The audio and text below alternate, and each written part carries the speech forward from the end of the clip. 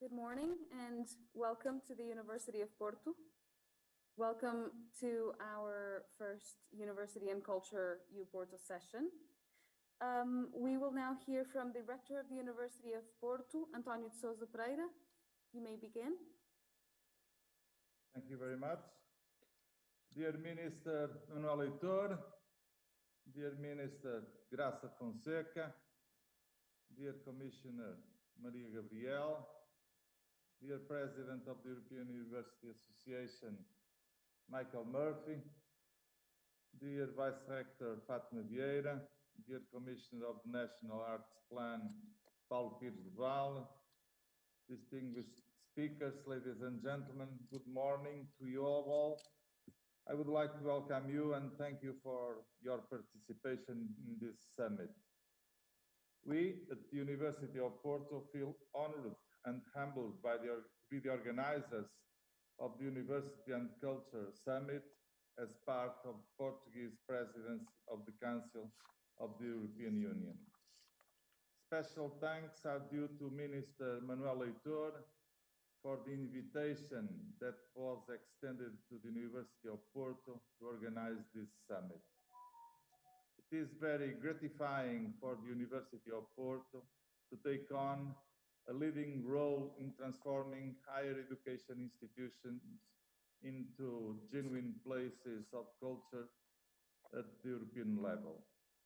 The responsibility of universities in promoting culture and the place of culture in the life of higher education institutions is very important. We are firmly committed to placing this on the European agenda. We are witnessing developments in science and technology that are unprecedented in human history. Universities have contributed greatly to this rapid development as catalysts in the production and dissemination of knowledge. Now, universities must complement their largely scientific and technological mission by promoting culture, art, and critical thinking. This requires that universities become increasingly cultural spaces with their own programs and appropriate facilities, with strategies for community outreach and policies that aim at the formation of publics.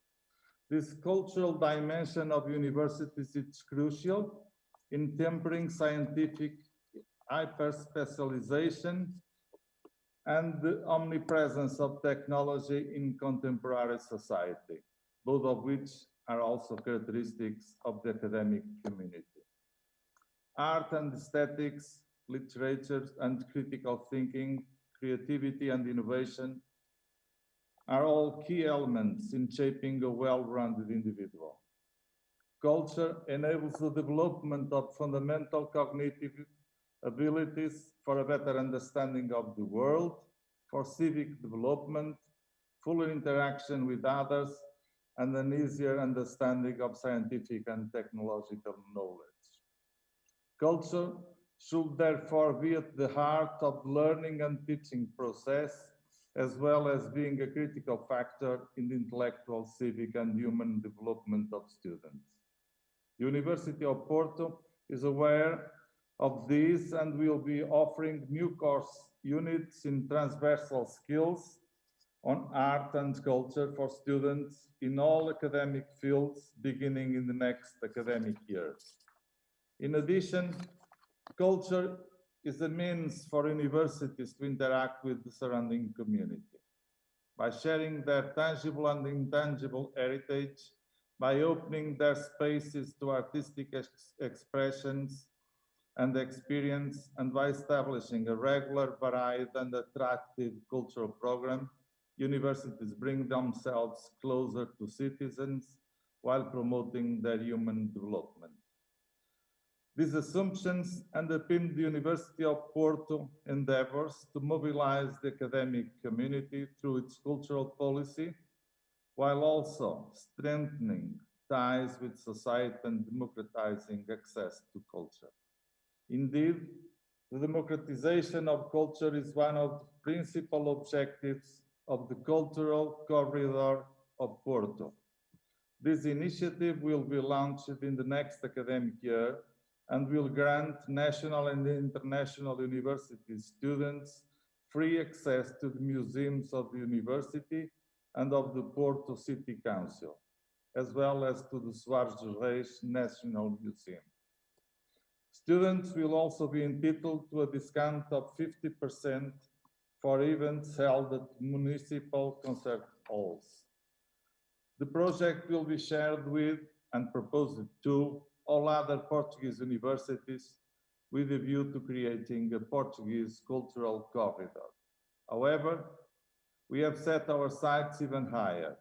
Our vision is to export this initiative to allow all university students from the European Union, no matter their country of origin, to benefit from the European Cultural Corridor, which includes museums and concert halls. Therefore, I would like to take this opportunity to make those in charge of our universities, in addition to Portuguese and European political decision makers, aware of the potential and merit of the Cultural Corridor initiative.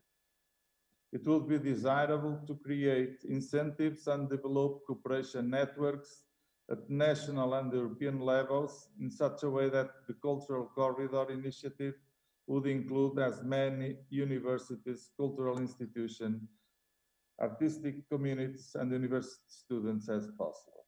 Thank you very much for your attention, and have a good work in this summit. Many thanks for your words, Mr. Rector. I will now ask the Portuguese Presidency of the Council of the European Union, Minister Manuel Heitor, Minister for Science, Technology and Higher Education, and Minister Graça Fonseca, Minister for Culture, to take the floor, please. Thank you. Good morning to everyone, and thank you very much for this invitation and the overall workforce associated with the organization of this conference. A special word to António Sousa Pereira, the Rector of the University of Porto, and Fátima Vieira, Vice Rector, that has engaged in this major task force to promote culture among European universities. This is a question which is not new, but it is very, very timely. We should remember that more than 60 years ago, C.P. Snow, a chemist, scientist, and also a British novelist, brought the discussion into Europe about the two culture. And it was particularly timely by that time, in 1959, addressing that context in the building up of a democratic European context. So today, after 60 years, we know that the increasing specialization of knowledge, which is moving at a very fast rate of change, is actually increased the so-called verticalization of the disciplinary context under which research and education is present in today's society. So this conference is timely in the context of bringing to us a broader perspective of the role of higher education and the universities in particular as a unique place to provide a living lab for those experience knowledge across all the disciplines and to fight against this double culture.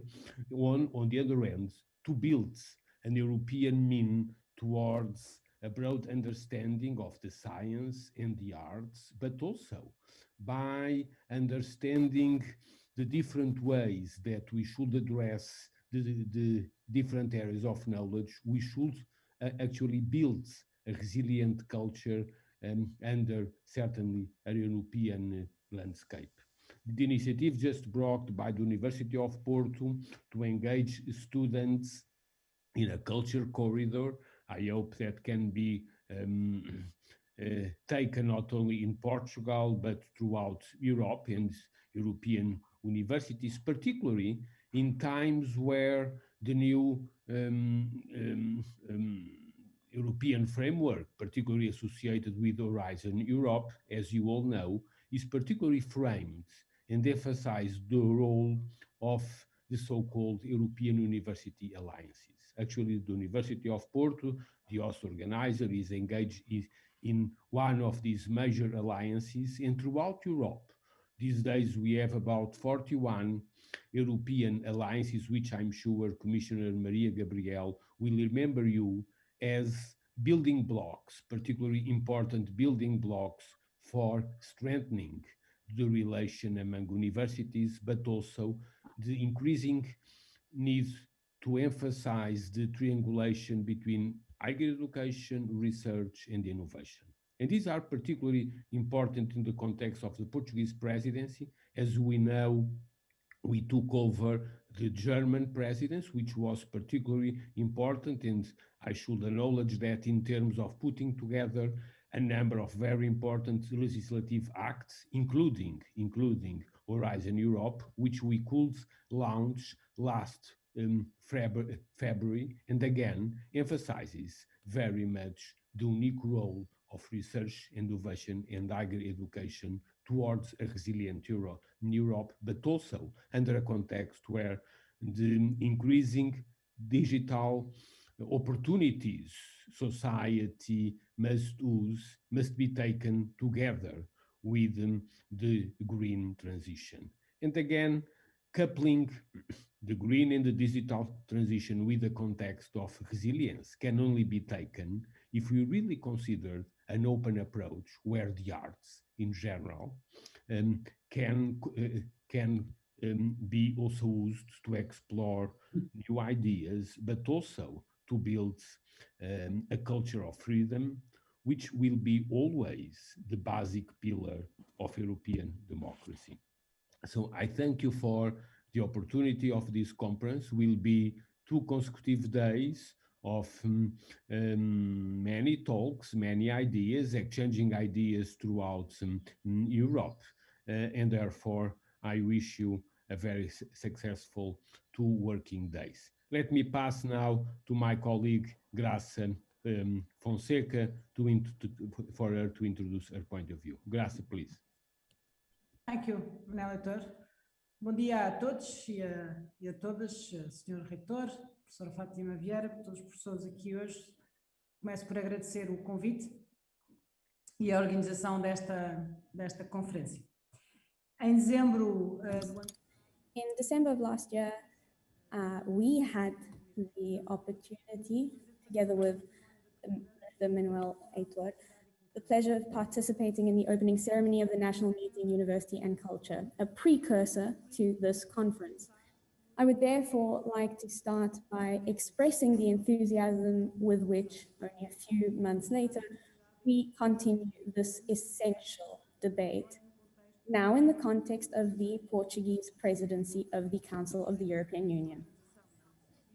Thank you very much for this initiative. This event, arranged by the Rectory of the University of Porto and the National Arts Plan, breathes life into a symbiosis between the academic community and culture that, while ancient and self-evident, we must increasingly promote. This new meeting, now at the European level, reaffirms the commitment to extend the National Arts Plan to higher education and polytechnic institutions. In this way, we can ensure that culture is a permanent presence in all phases of a student's education.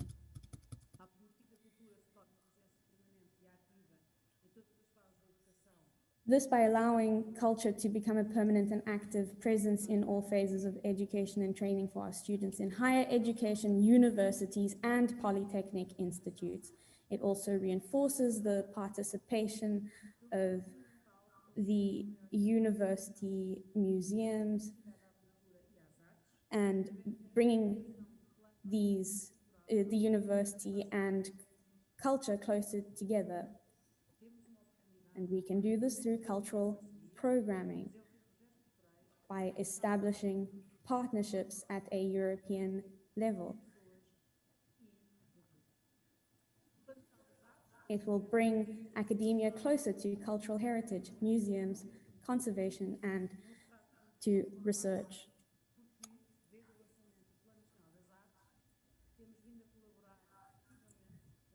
Instituições do ensino superior, pouco por todo o país, nas mais diferentes áreas.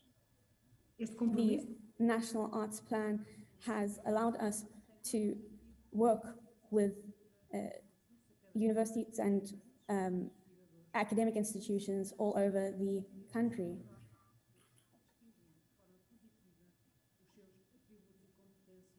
This commitment to the National Arts Plan aims to promote the appreciation of culture in students' academic careers, enhancing their cultural outlook and allowing their attributes and skills to stand out while also promoting their employability.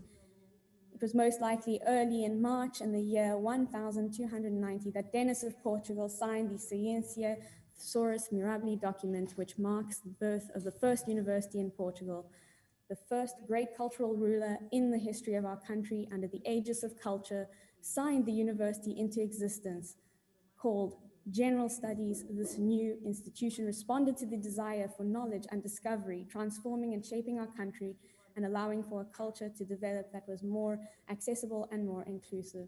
We have always been indebted to this moment, but now it compels us even more to foster the idea that higher education institutions should include artistic experiences and meetings with presentations about the arts in their study plans, and in so doing, contribute to shaping a worldview that is both scientific and artistic.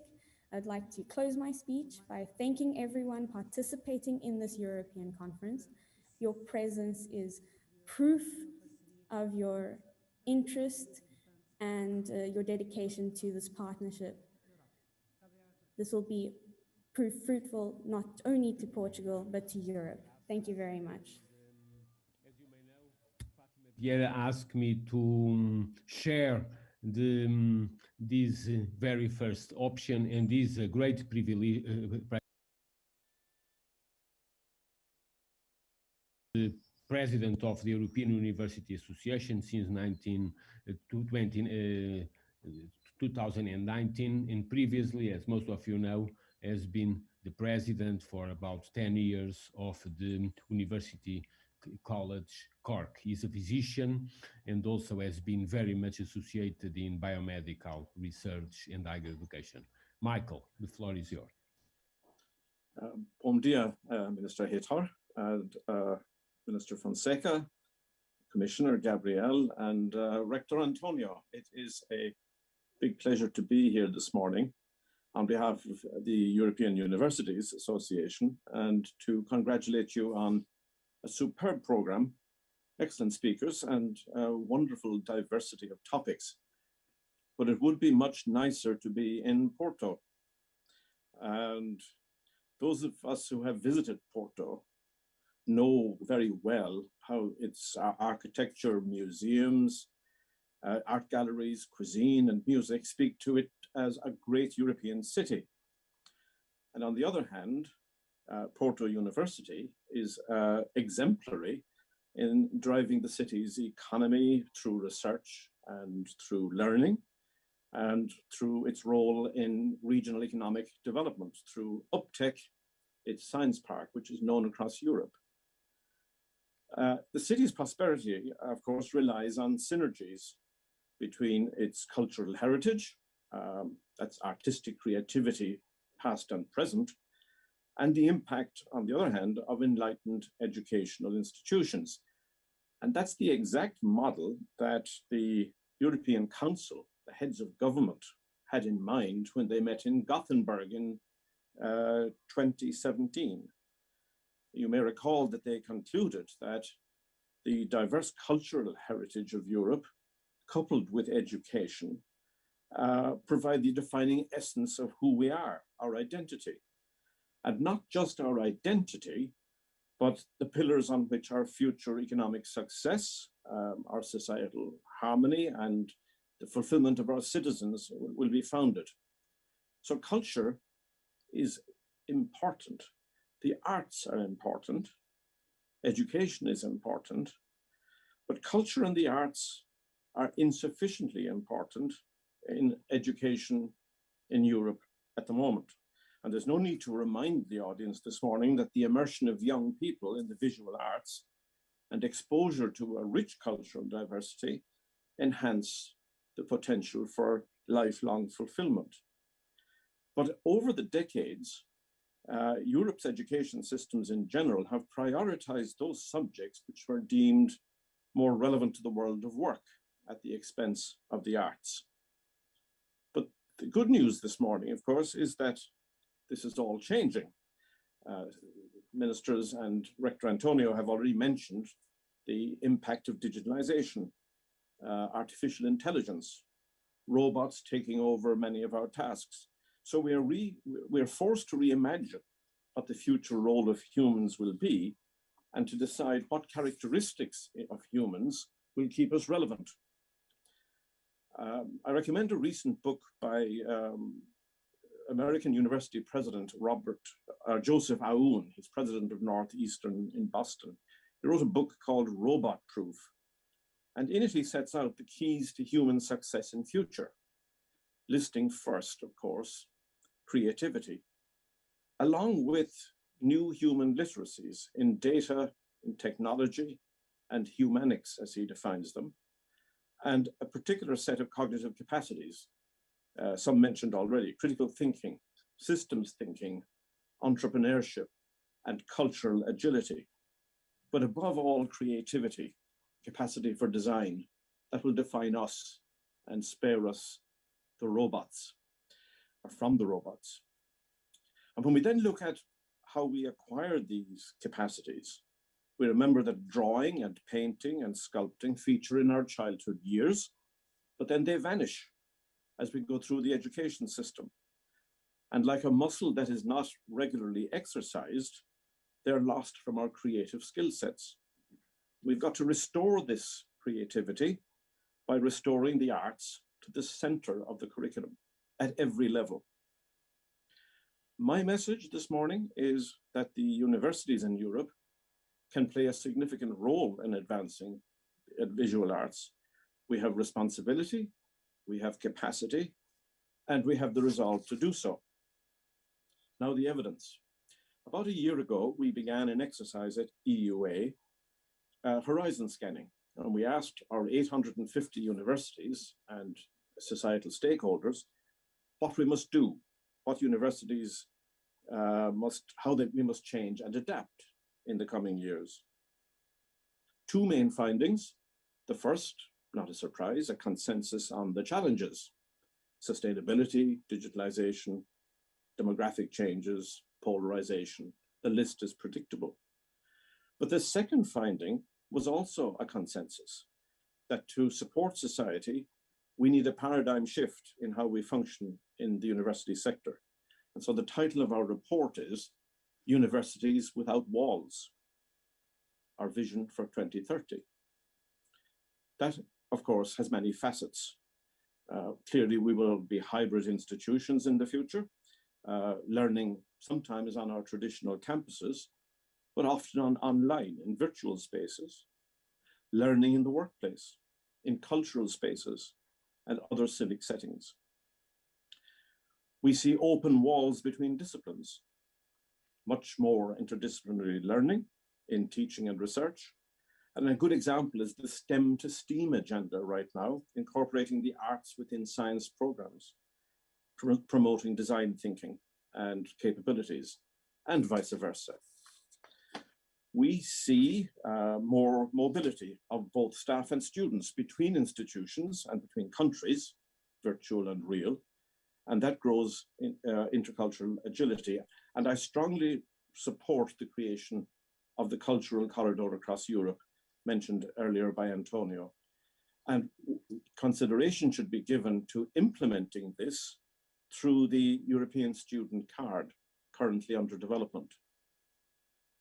Universities Without Walls, of course, sees staff mobility between the university and external organizations, with our academics spending time in the real world, making sure that curricula and teaching practices evolve and are up to date. And that means that in the creative arts, our academics will be exchanging roles with staff in galleries and museums, curators and arts practitioners teaching more on campus, both refreshing their skills. Open Walls means university students who are pursuing careers in the arts, enjoying experiential workplace learning in schools and kindergarten, learning while sharing knowledge. And of course, that will add to capacity in the school systems. We have a particular responsibility to open up our campus art galleries, our museums, our theaters, our performance spaces to the schools and school children and teachers in our localities.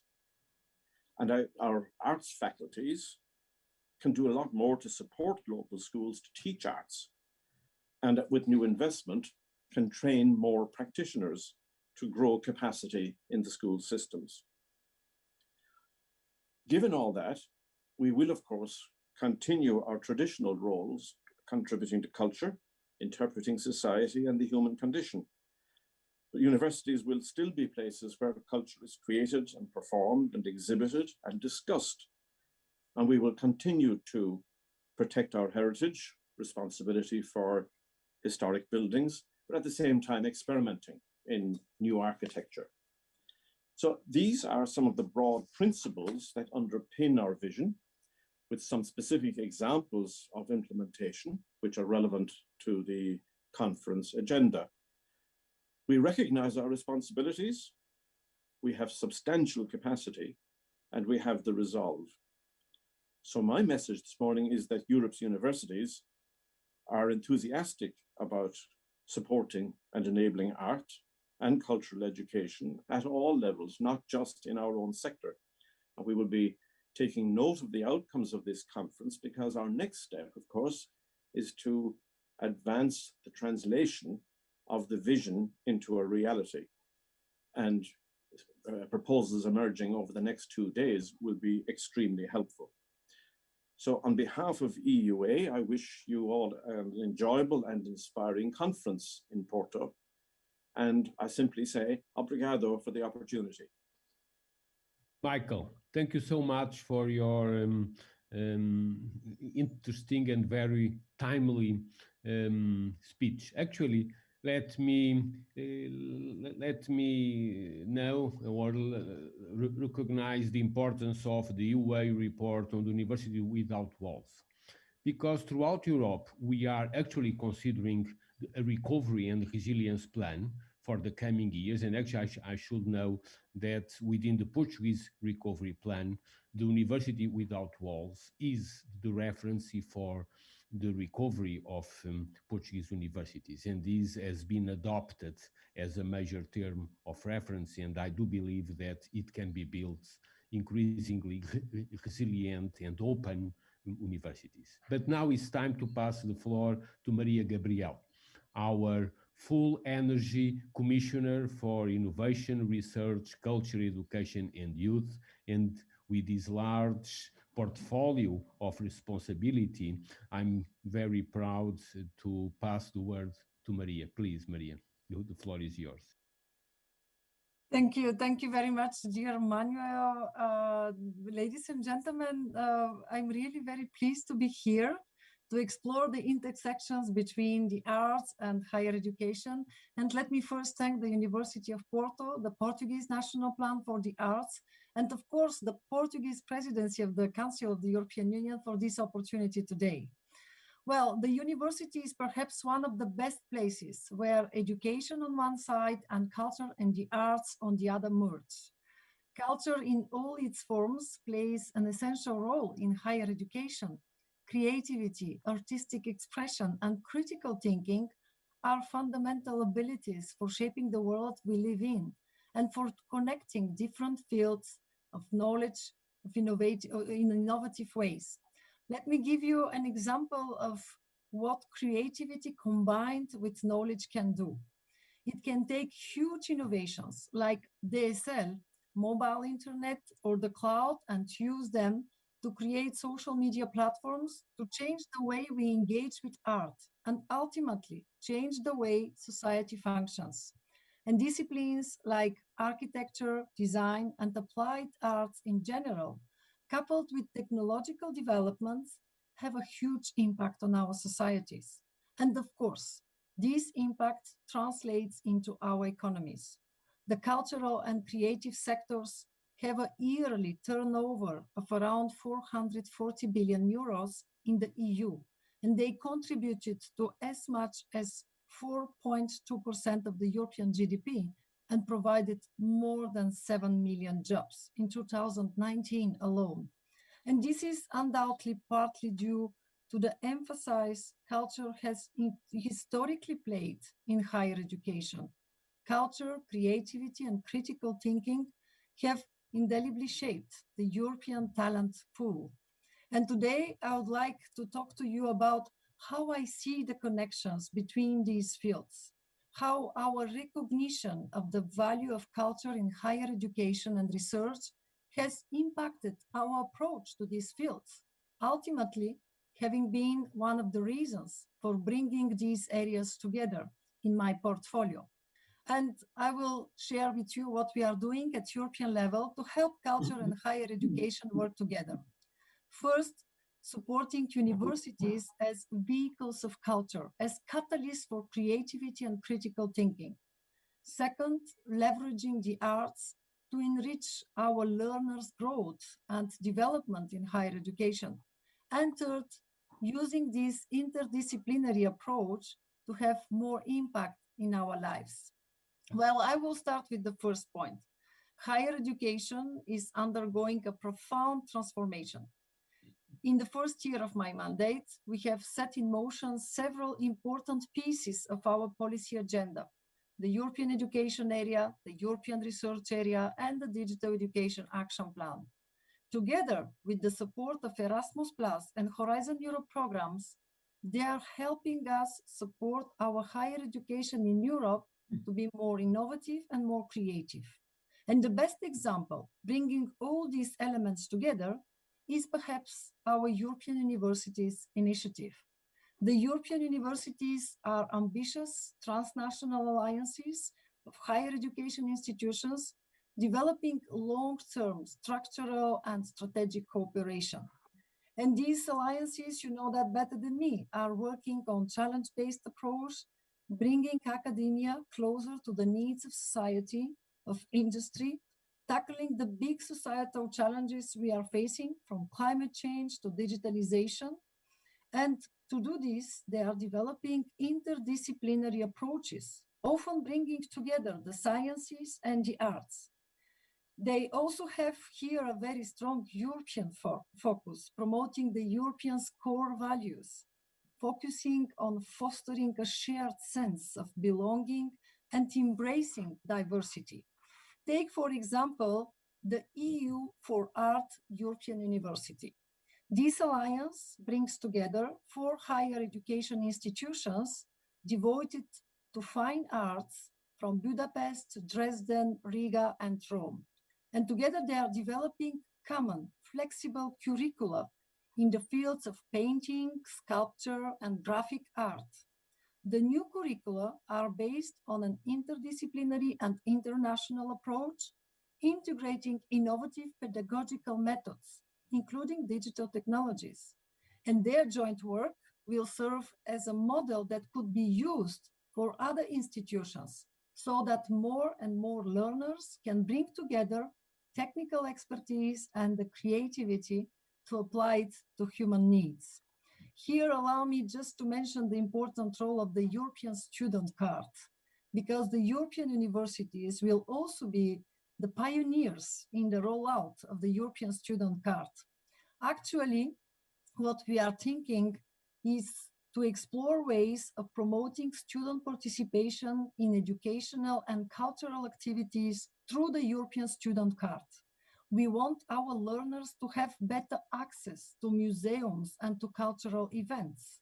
And encounters with the arts and cultural heritage bring young people into contact with a variety of ideas and perspectives about the world around them. And such exposure to culture allows people to recognize the importance of diversity. The second point that I would like to share with you is bringing the arts into other disciplines in higher education.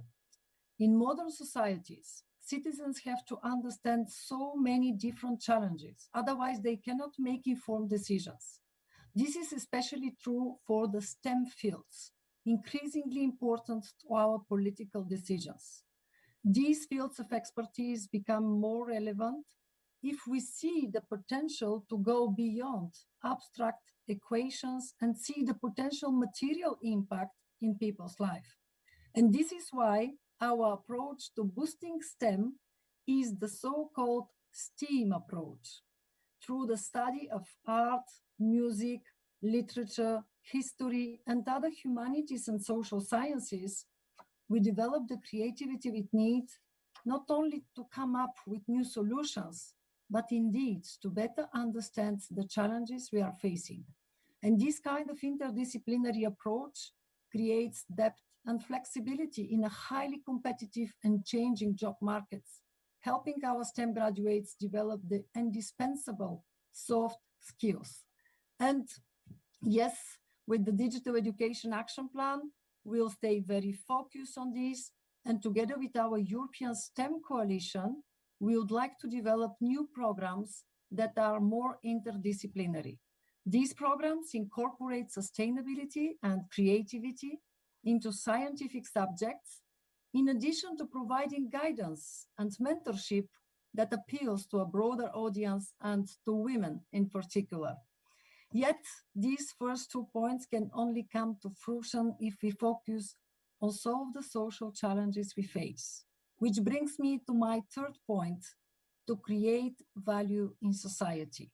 I started this speech by talking about synergies, and it is here that we find most of them. Our Horizon Europe program continues the actions of its predecessor, funding research on the intersection of technology and culture, especially safeguarding our cultural heritage. In fact, new program has a dedicated cluster on culture, creativity, and inclusive society. The budget for this cluster is 2.28 billion euros. Consider just the financial envelope of Creative Europe program, which is 2.24 for the same period. So what is my message here is really to think all together how we can fulfill with content which is relevant, and especially with the purposes of this conference, in order to have a strong cluster.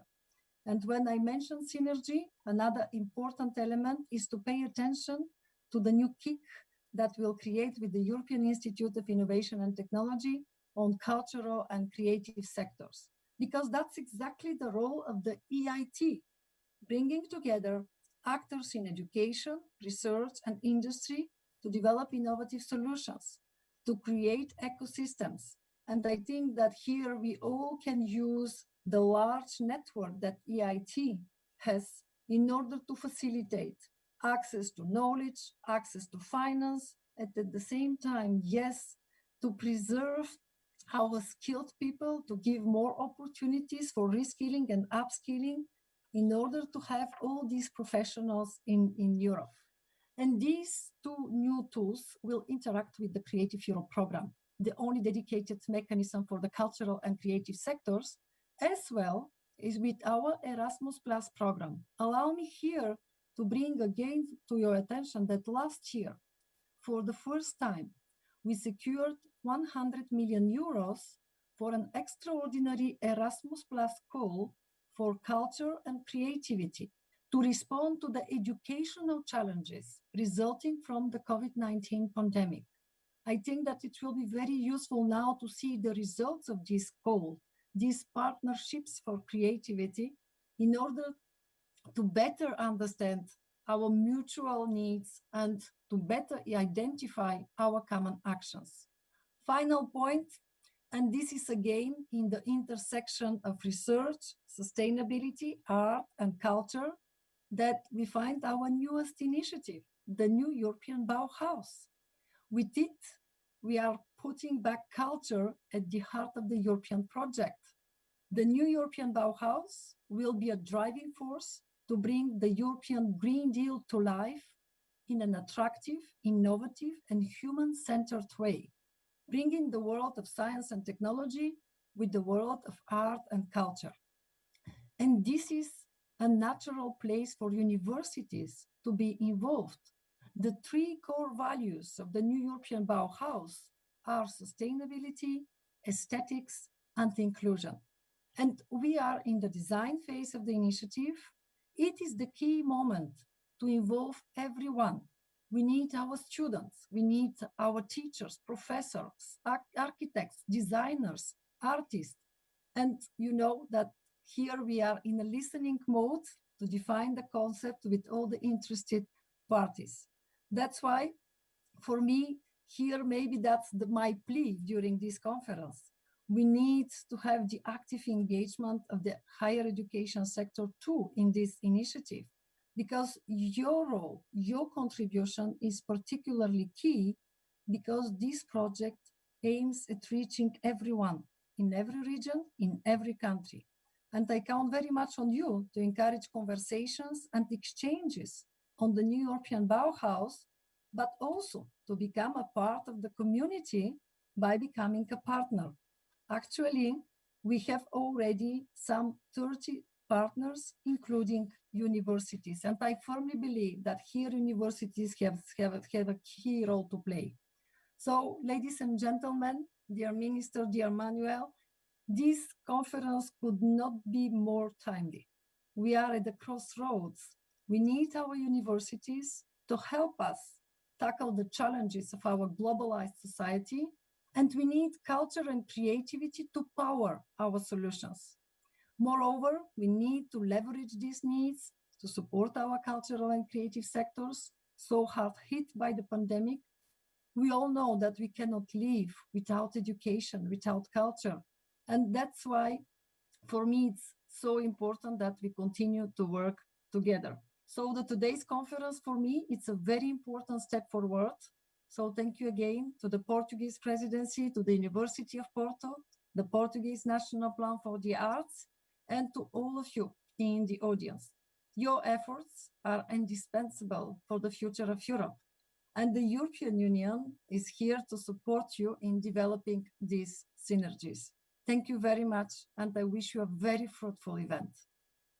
Maria, thank you so much for your insights and the detailed description of the diversified set of European incentives for the current framework program, which we will certainly use throughout Europe in the coming years. Also, let me thank you for remembering and calling ideas throughout Europe for the new European Bauhaus. This is actually a major initiative from the Commission, and certainly the engagement of citizens at large, but particular universities will be particularly clear. We do remember that Bauhaus was a school, was a graduate school, and certainly the engagement of European universities within the development of the concept of the new European Bauhaus will be particularly important, and I'm sure that among many other, the University of Porto is also planning proposals in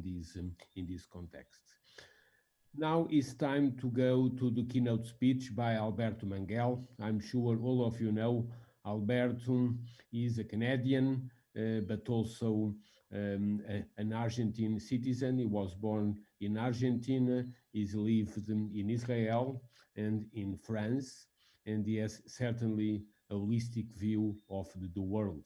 I do remember that a few years ago, I believe in the year 2000, he published how Pinocchio learned to read, but also a few years before, he published a book on the Bride of Frankenstein, and actually in the early 80s, he published the Dictionary of Imaginary Places, and throughout the last 40 years, his work is rich of ideas, of creativity, but also of understanding the diversified world we live in throughout different cultures, throughout different socioeconomic and political contexts, and in a very rich landscape. And better than no one else, I'm sure Alberto will address the key issue of enrichment universities with a diversified culture. Alberto, the screen is yours. Many thanks. I think, can you hear me? Good. Thank you very much. And bom dia, and muito obrigado for this invitation. Professor Heitor, the rector of the University of Porto, and all the other members of this Congress. I'm very honored to be asked to speak with you. When it was suggested that I consider the idea of the place of the European University in the 21st century, I had a number of thoughts, mainly related to literature, which is my field. But I was very pleased listening to you this morning to see how many of your ideas have come up in my thoughts about this subject. And so let me begin in an early moment of European history. In the year 267 AD, a Germanic tribe, the Heruli, who had occupied a large part of the Balkan region, entered Greece and captured Athens, in spite of the huge fortifications that had recently built to protect the city. Before they were driven out by the scholarly general Dexippus, it was a time where generals were scholarly, the Heruli gleefully set out to sack the famous city, destroying statues and monuments and collecting scrolls from the libraries in order to burn them in a colossal bonfire. One of the Heruli chieftains ordered them to stop, telling the greedy soldiers, as Edward Gibbon reports in his Decline and Fall of the Roman Empire, that as long as the Greek were addicted to the study of books, they would never apply themselves to the exercise of arms. Taken out of context, whether that of 3rd century Europe or that of Gibbon's Age of Enlightenment, seen now from our anguished 21st century, the idea of preventing political violence through reading must seem at best a naive and wishful goal. From the early Middle Ages until at least the bombing of Hiroshima, the opposition between arms and letters was an unresolved question. In the second part of Don Quixote, the Duke tells Sancho that as governor of the promised island of Barataria, he must dress the part, half as man of letters and half as a military captain, because in this island which I bestow upon you, arms are as necessary as letters and letters as arms.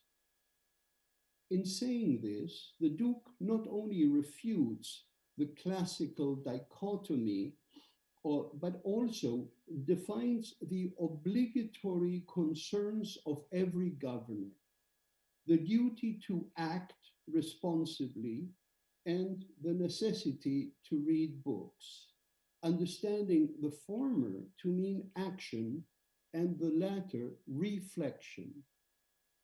Our actions should be enlightened by our literature, by our art, and our literature, our art must bear witness to those actions.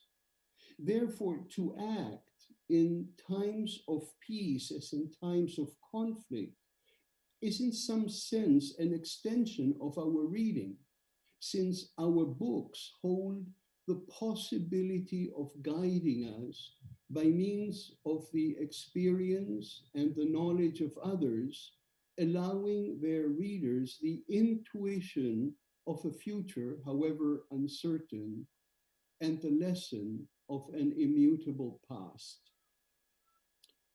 Our societies have always been violent. War is the common state, peace the exception.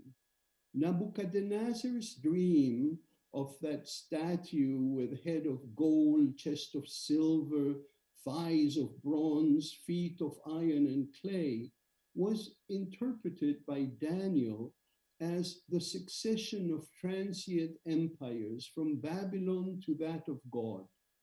Daniel's interpretation has been extended throughout the generations and has provided justification for imperial expansions up to today. Colonialism and post-colonialism are two sides of the same coin. Rome's Carthago delenda est is echoed in the cries of ISIS and the Ku Klux Klan. This atmosphere of violence that permeates our societies today is indicative of a profound ancestral dissatisfaction on all sides. From the point of view of those in power, it manifests itself as an exacerbation of prejudice, drenched in fear, fear of being stripped of unmerited privileges, fear of being punished for having assumed those privileges, fear of being relegated to the condition of a dispossessed minority with no privileges at all. From the point of view of the vast abused so-called minorities, which are in fact the majority, the violence comes from having reached the breaking point, because there is only that much suffering that anyone can endure. What Derek Walcott in The Muse of History said about the Americas is true of the whole planet. He said, but who in the New World does not have a horror of the past, whether his ancestor was torturer or victim? Who in the depth of his conscience is not silently screaming for pardon or revenge? The movements of protest that have surged in recent years come partly from the abused majority and partly from certain privileged intellectuals who try to reason out the wrongs and find drastic strategies for counteracting them. And against this vast, incontrovertible evidence of victimhood and injustice, it is difficult to plead for dialogue. It seems almost impossible to make those in the seats of power recognize the need for change. It seems just as impossible to ask the dispossessed to assume the role of merciful and reasonable judges willing to seek reconciliation. The victim's cry today is, the boot is on the other foot now. Well, if that is the case, however justifiable the thirst for revenge, it needs to be understood that no one, not even the most undoubted martyr, can stand on just one foot. Society needs its 2 feet as well as its head and the rest of its body. And until we learn to imagine outside these metonymies, assuming that a foot or a fist might serve to represent our side, until we manage to think of society as a whole, as a gestalt that is greater than the sum of its parts, we will not escape this vicious, in the truest sense, circle of violence, violence done and violence reciprocated. Utopia is not an optical illusion, but a logical illusion. It's like trying to square the circle, Tom Stoppard said in an interview a few years ago. You cannot actually, even in your mind, construct an ideal society in which everybody's take on what is equality, what is liberty, what is justice, what is mercy is the same. Where you can take an absolute position on any of these ideas and hope for them to stick together like Rubik's Cube, they just won't do it. And yet, try we must. Not to hope for an unrealizable utopia, but to consider our present societies in terms of a more inclusive, less colonialist mentality, which in the case of Europe means both an integration with the rest of the world and a recognition of that world existing now within Europe's borders, with its constantly changing population from those ancient Germanic tribes to the Goth, from Romans to humanists, from independent republics to multifaceted, multiracial, multi-religious societies that need yet to find their 21st century identity. Wherever we come from, voluntary exiles or freedom-seeking refugees, we all share an ancient grandmother, the more than 3 million years old Lucy, whose name in Ethiopia is Dikinesh, meaning you are marvelous. The dreadful COVID epidemic that we are all suffering has reminded us of this common ancestry, because no one is spared from the threat. True, inequalities exacerbate the risk for some and lessen it for others, but the risk doesn't go away whoever and wherever you are. The epidemic has also shown us that nationalities are imaginary constructs, and this leads support to Michael Murphy's talk about the university without walls. We have learned that in Portugal or in Borneo, in Bulgaria or in Chile, the menace from the virus is the same, because the air we breathe all is the same. Poets could not have wished for a better metaphor of our common humanity. Perhaps there is a place in which everybody's take on what is equality, what is liberty, what is justice, what is mercy can be, if not realized, at least discussed at length.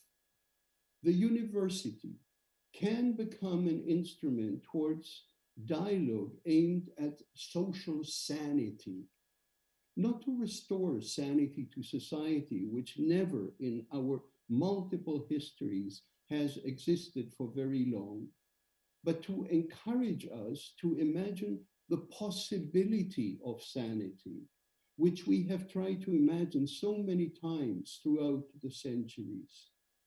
The perceived confrontation between science and the arts, as the Duke pointed out to Sancho, is a false one.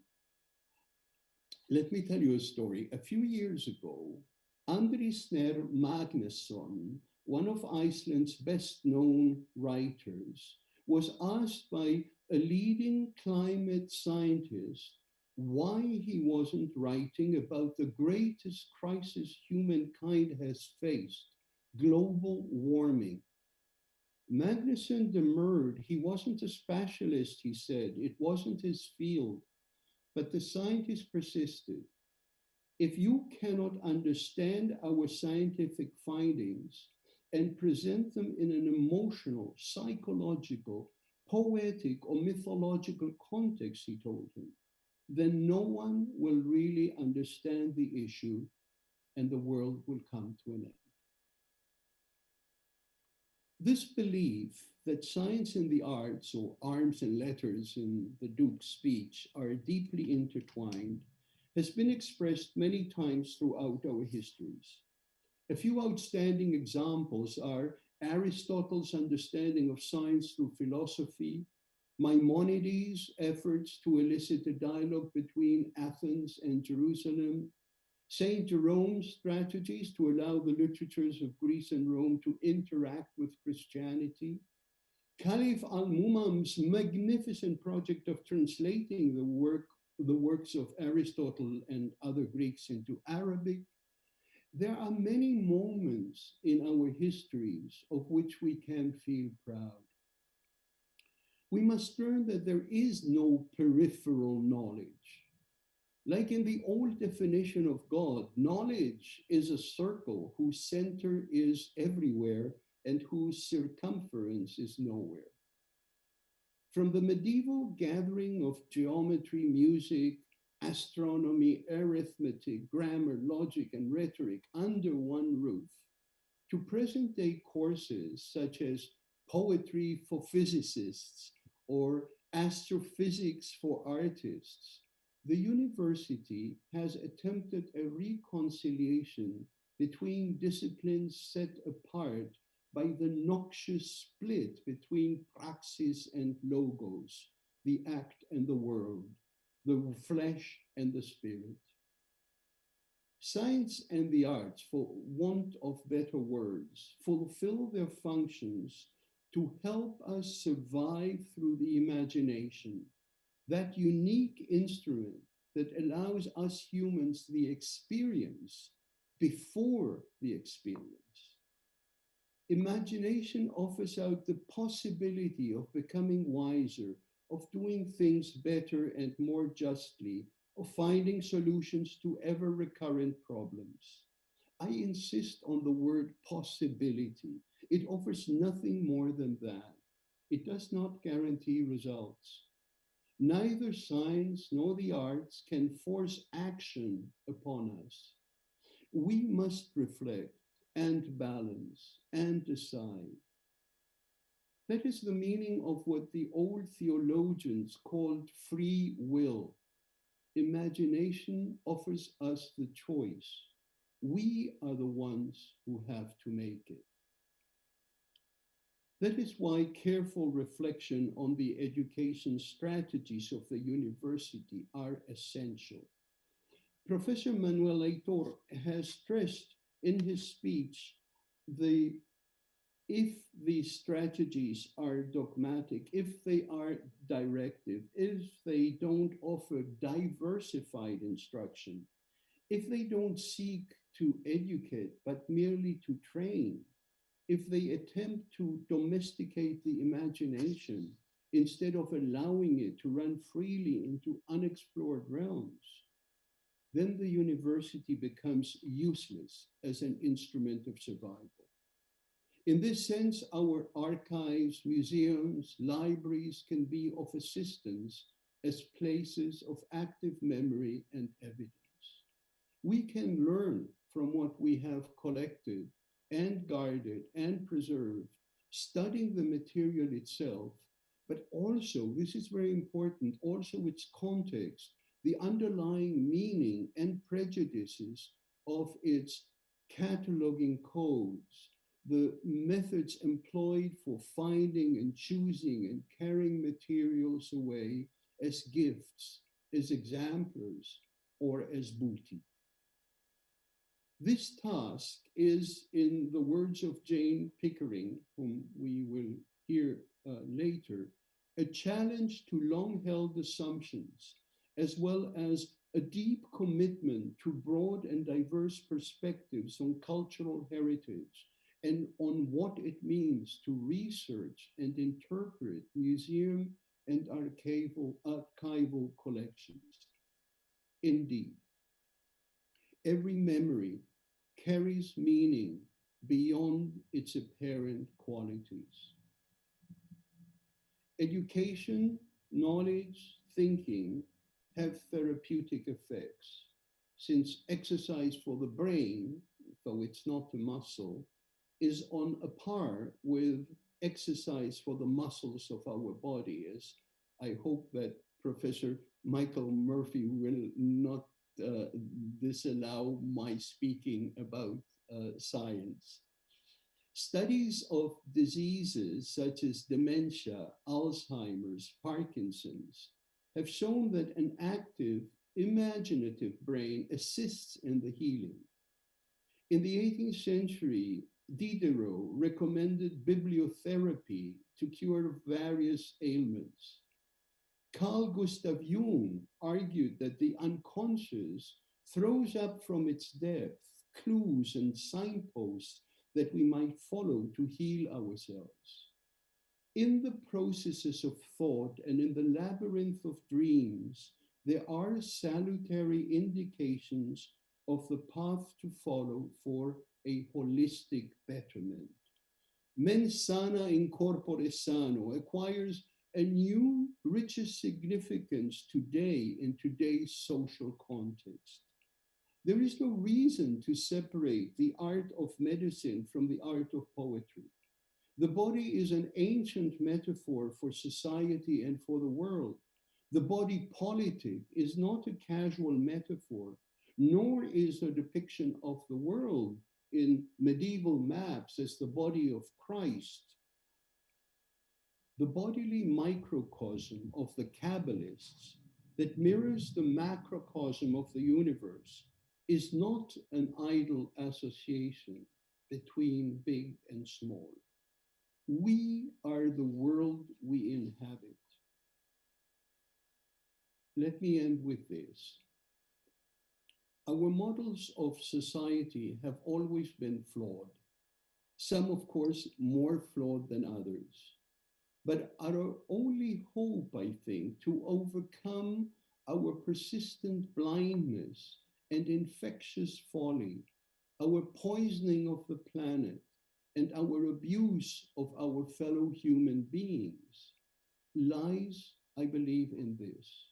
If we can learn to imagine better, generously, creatively, then perhaps we can imagine a society that is less happy and less unjust. Obrigado. Well, thank you very much, Mr. Mangel, for these very inspiring words. And I have to say that utopia, possibility, imagination, all these words are very dear to my heart, and they're very important also to our project. Thanks also to all the decision makers who really participated in this session, well, Professor Michael Murphy, Professor Sousa Pereira, and of course, Commissioner Maria Gabriel, Minister Graça Fonseca, and of course to Minister Manuel Leitor. I owe a special thanks for playing the Masters of Ceremonies. We are now having a short break.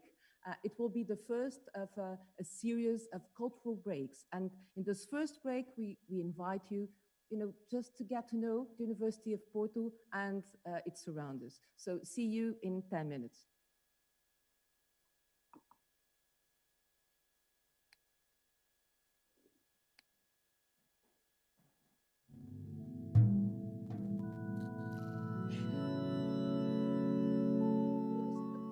Welcome to Porto, Portugal's northern capital, and a city that holds centuries of history, culture, art, and soul. Here we are in the heart of the city, the historical center of the town, which was classified by UNESCO as a World Heritage Site in 1996. In this video, we will be giving you a taste of the city, hoping it will inspire you to visit us as soon as it becomes safe to do so. The square we find ourselves in is called Praça de Gomes Teixeira, but it is most commonly known as Lion Square because of its notorious fountain of winged lions. Here is also where you will find the Rectory building. We are in the Rectory of the University of Porto, in a building that dates from the 19th century and in which you will be able to find many unexpected surprises. This building has held several institutions within it and throughout time, from the Polytechnic Institute of Porto to the Royal Navy and Commerce Academy. Later, it became a site for faculties of the university. In 1974, the building suffered a devastating fire. It was remodeled and in 2006 became the official Rectory building. Around here, there are plenty of places worth a visit. On the north side of the Rectory building, you can find the Igreja de Nossa Senhora do Carmo, a church and an old convent from the Carmelite order. This church is a national monument and dates back to 1768. The incredible tile work on the side of it was put together in 1912 and is one of the most notorious features of this church.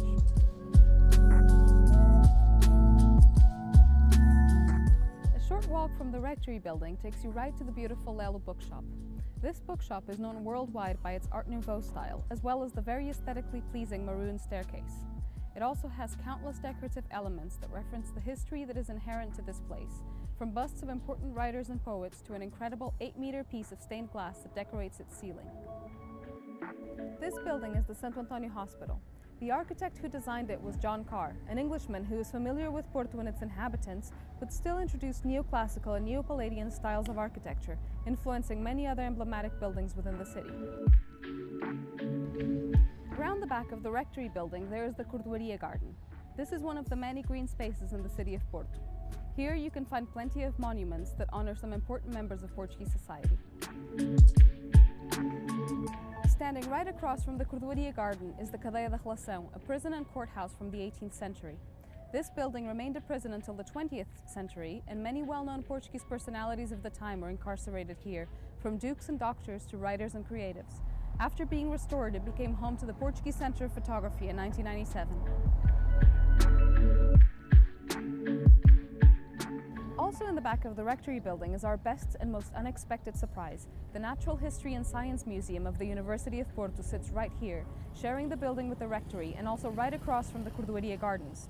Located right in the heart of Porto, this institution is a product of the joining together of the Natural History Museum and the Science Museum in 2015. This museum aims to disseminate knowledge about evolution, diversity, and the merging of the natural and cultural universes, striving to present a world of culture and discovery to the locals and tourists who visit it. Last but definitely not least, we're also right by one of Porto's most emblematic monuments, the Clérigos Tower, a Baroque church and one of the staples of the city, which is not to be missed when you come for a visit. It is made up of an elliptic church, a chapel, and of course the tower, all of which date from the 18th century. The tower stands tall at 76 meters with 225 steps, which you can climb to the very top and take in the view of the city from above. This is only a very small sample of all there is to see in the center of Porto. Now that you've had a taste of what our city has to offer, we invite you to come see it for yourself and find all the hidden and not so hidden treasures this beautiful city holds. We hope to see you very soon.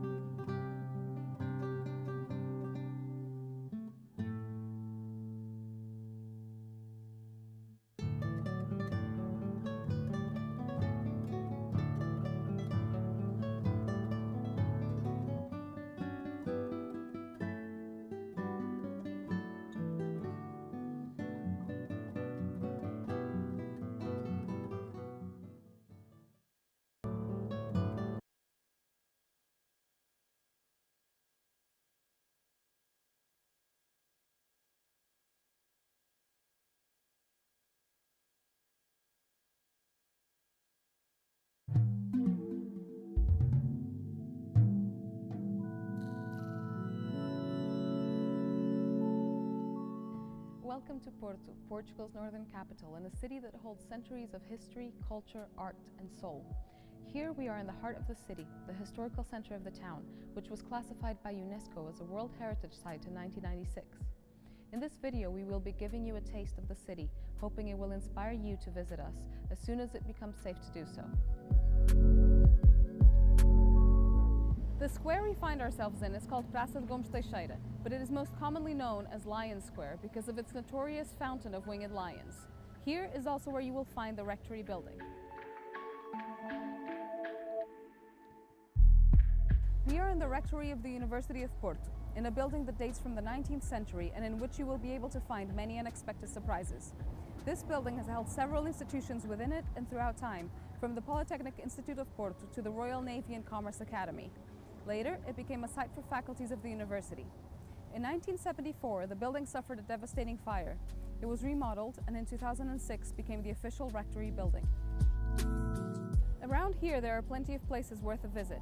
On the north side of the Rectory building, you can find the Igreja de Nossa Senhora do Carmo, a church and an old convent from the Carmelite order. This church is a national monument and dates back to 1768. The incredible tile work on the side of it was put together in 1912 and is one of the most notorious features of this church.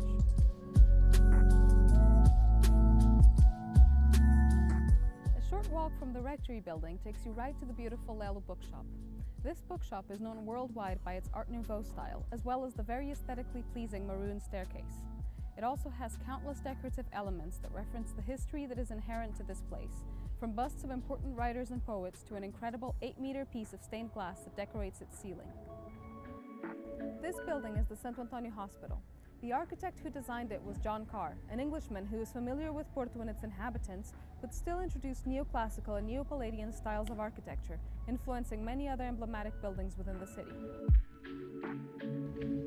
Around the back of the Rectory building, there is the Cordoaria Garden.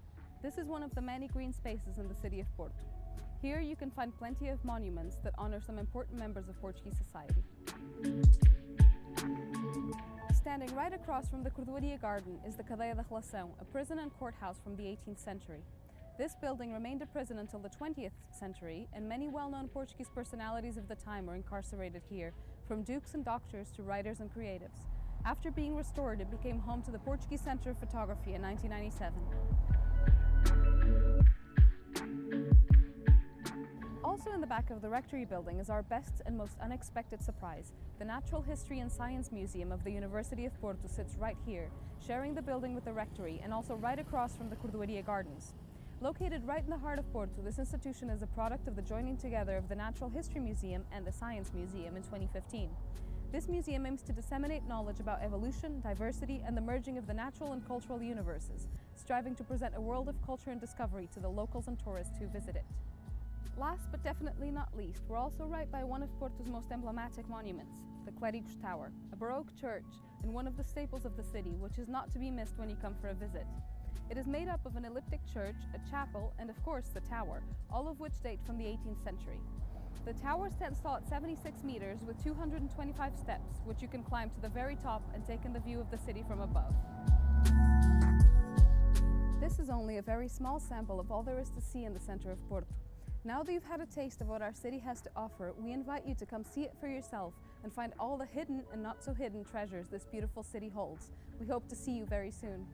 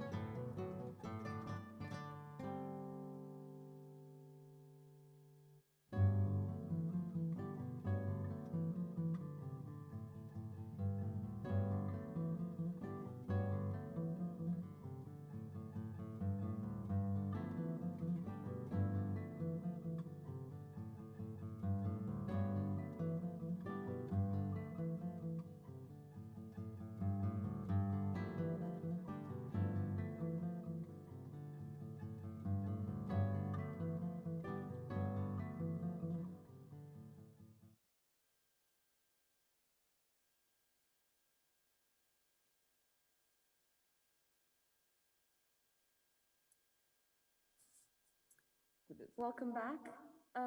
We will now begin with a strategy for the present, the Porto Declaration, from Professor Paulo Pires Duval, Commissioner for the National Plan for the Arts, and Professor Fátima Vieira, Vice Director for Culture from the University of Porto. I give you the floor. Thank you so much, Constanza, and thank you, Fatima, also for all this project together. It's a great pleasure for me to be here with you. As Johann Goethe's Faust, trying to translate the sentence from John's Gospel, in the beginning was the Logos, I will also go from verb to action as two sides of the same reality, of a device that we need today to transform institutions of higher education into cultural centers.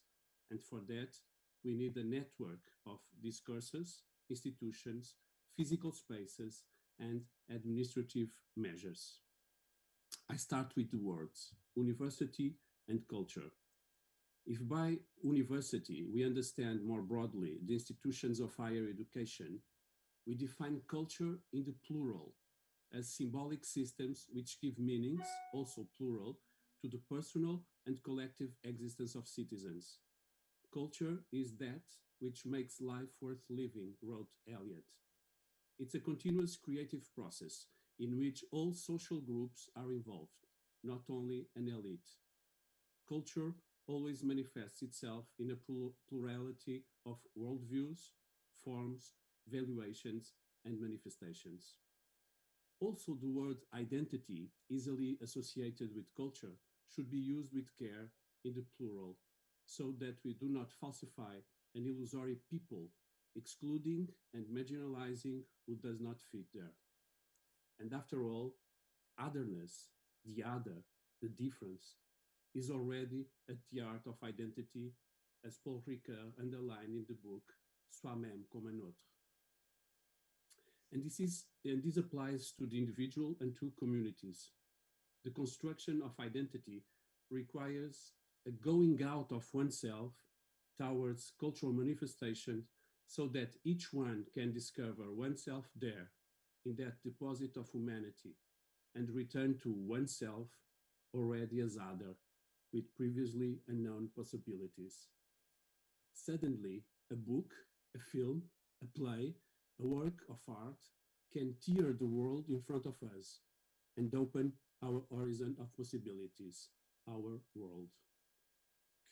Cultures and identities are unfinished business, exchange, mestissage, a collective infinite task, as Husserl defined Europe in the conference The Crisis of European Humanity and Philosophy in 1935. After the Greeks, mankind ceased to be defined by tasks completed in finitude and began an infinite task that surpassed each one into the past and into the future. This infinite task of many is for Husserl the spiritual form of Europe, which is not limited to a geographical or physical dimension, and here there can be no single thought. This is the territory of the confrontation of ideas, of dialogue, of contradiction, and of the appreciation of differences.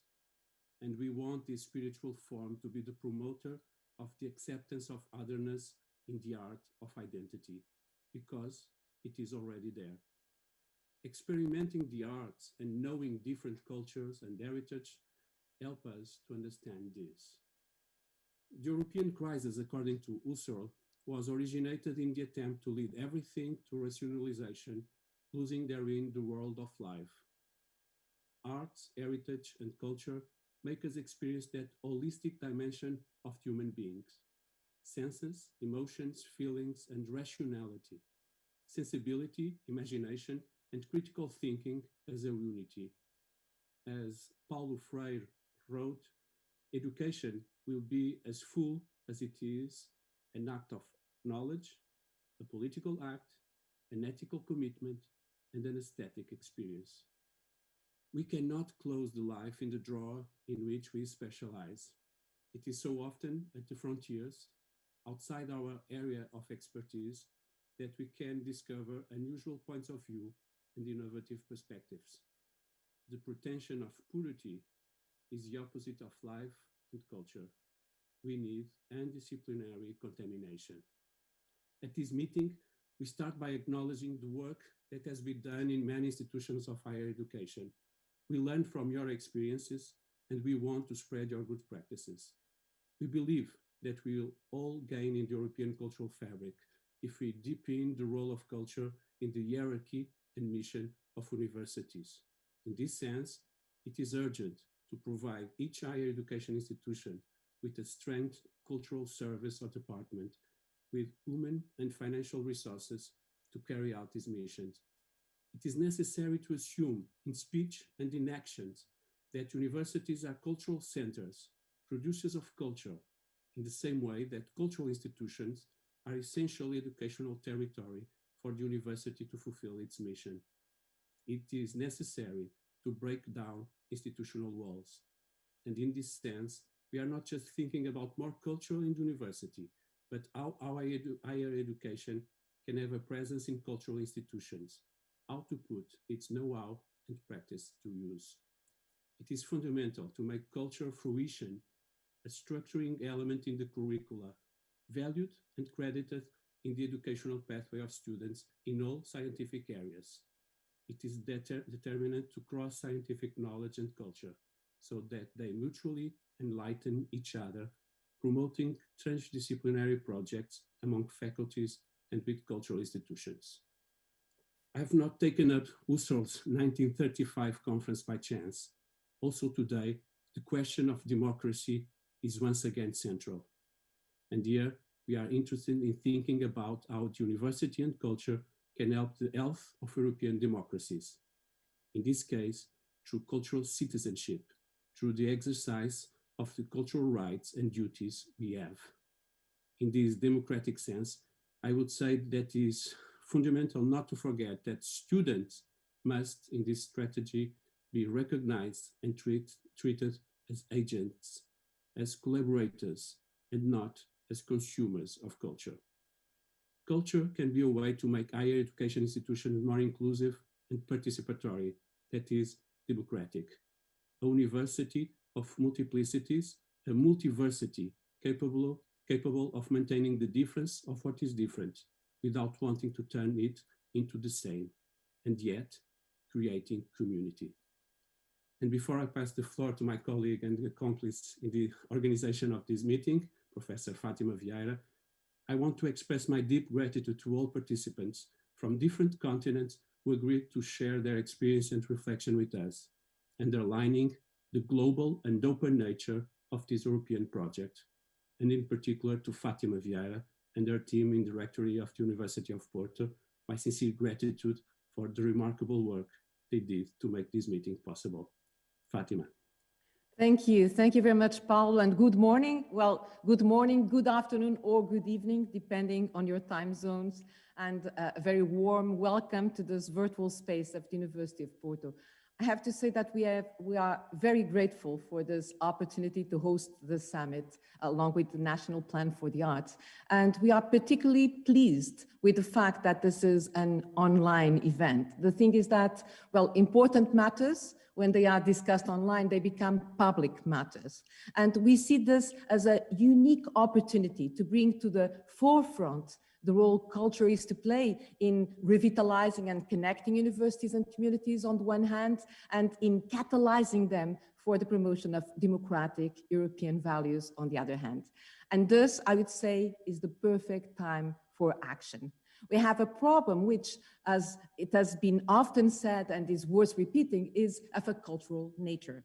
And if culture is part of the problem, then it may well also be part of the solution. We have documents, we have statistics, we have financial tools at our disposal. We just need to read the new Agenda for Culture, published in 2018 by the European Commission. And I would say even more importantly, the Strategic Plan 2020-2024. And I do believe that after listening to Commissioner Maria Gabriel earlier this morning, well, the explanations she offered about European student cards, the Erasmus Plus new program, the new Bauhaus project, all the programs for development of interdisciplinary thinking, well, after all this, we can but conclude that having the tools, it is really our responsibility to take action. And that's what we intend to do with this summit. Well, to kick off the discussion on how we can make this happen, and more specifically, how we can make it happen at European level. And that is why we included so many questions on the description of the summit's panels. And that is why we have been working on a document, a declaration. We called it a University and Culture Porto Declaration. And after the closing session of the summit, we would like to invite everyone to contribute to this document. The declaration or the draft of the declaration will be open for discussion from April to September and will be presented in Porto in December 2021. And by now, the declaration, well, it starts. So it stresses the important role higher educations are to play in the construction of a healthy, of an ever-evolving democratic society. It acknowledges the need for offering the students a campus life that generates inspiration, that generates enthusiasm for life in the community. It underlines the fact that higher education systems cannot replicate the social and economic inequalities that dominate the world outside the academia. And it recognizes the multiple advantages of the integration of artistic experiences and also encounters with artistic discourses into the study plans of higher education institutions. But if we really want to assert higher education institutions as truly transformational spaces, then we need to do it together. We need to work with local institutions, we need to network at national level, and we need to create a network of higher education institutions across the EU interested in committing to a common plan. So after the summit, we will welcome contributions to the definition of this vision of the University of the Future, but especially ideas as to how to make it, on how to make this happen. And on our side, we already have a few ideas. And one such idea is the construction of a European cultural corridor. And that will be our strategy for the present. And I would like to very briefly present the pilot project we are doing here in Porto. So the cultural corridor, that is, and I have to stress, still under construction. Well, it is composed of museums, theaters, and concert halls on and off campus. And it is meant to foster the links between the university and the local institutions and communities. The thing is that normally, when we think of the relationship between university and community, we think within the logic of outreach activities, where the university offers models and shares knowledge with the community. But we believe that this relation should work either way. So what we propose with our cultural corridor is that the students leave the campus to go to the community, to go to the cultural institutions to learn. We want our students to learn by visiting museums and contribute towards the affirmation of museums as public institutions of knowledge. And we do want our students to go to the theaters, to the concert halls. We believe that if the universities work together with local cultural institutions, we may all learn together by exploring common themes and by building up common values. But we want our students also to make sense of these encounters with culture, with these encounters with heritage and artistic discourses. And that is why we invested in the creation of new subjects to be integrated into the study plans. And they will be integrated into the study plans of all the undergraduate and master's courses of the University of Porto. And so I leave you with a very short video reporting on this cultural corridor, which is, I have to stress, still under construction. It will be open to any student coming from a country covered by the Erasmus Plus program. We'll just have to show the new European student card. And this is our strategy for the present. We hope you will join us so that we can build a cultural corridor at the European scale.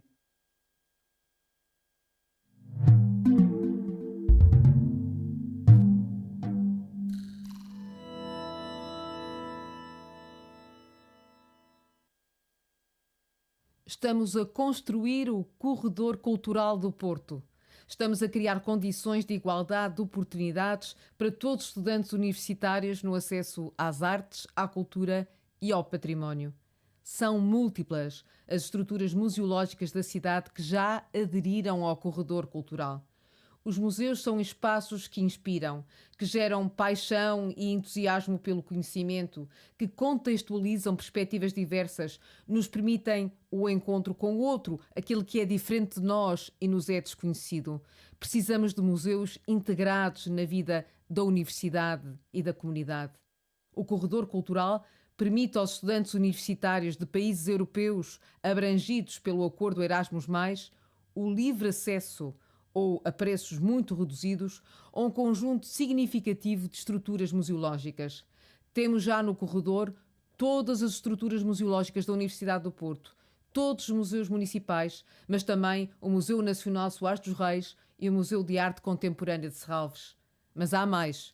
Os estudantes terão acesso a bilhetes a preço muito reduzido, a teatros e salas de espetáculo. Será assim, por exemplo, no Teatro Nacional de São João, no Teatro Municipal Rivoli, no Teatro do Campo Alegre e na Casa da Música. E o corredor está sempre a crescer. Precisamos de uma universidade a trabalhar em rede com a comunidade, a explorar temas comuns, a construir valores comuns, sociais, ecológicos, de cidadania. Queremos colocar a cultura no centro da universidade e da vida coletiva. Queremos fazer da cultura uma plataforma para a cidadania ativa dos nossos estudantes, um ponto a partir do qual será possível a definição de novas histórias e possibilidades imaginadas para a comunidade. Começamos com o Corredor Cultural do Porto. Sonhamos com um corredor cultural à escala europeia.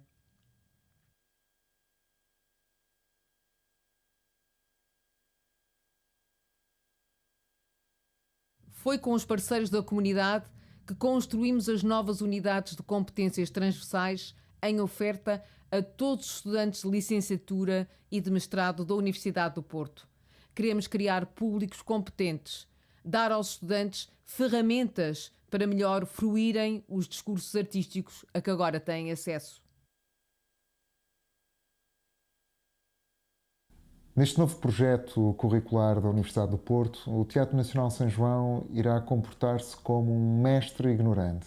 Isto é, nós não pretendemos que os estudantes adquiram aquilo que nós sabemos, mas que façam um percurso entre aquilo que eles desconhecem e aquilo que só eles podem descobrir aventurando-se na floresta dos signos do teatro. Da leitura de obras dramáticas com encenadores e atores, à análise crítica de espetáculos, iremos perceber por que razão o teatro é uma máquina para ver o mundo, tanto o político como o íntimo.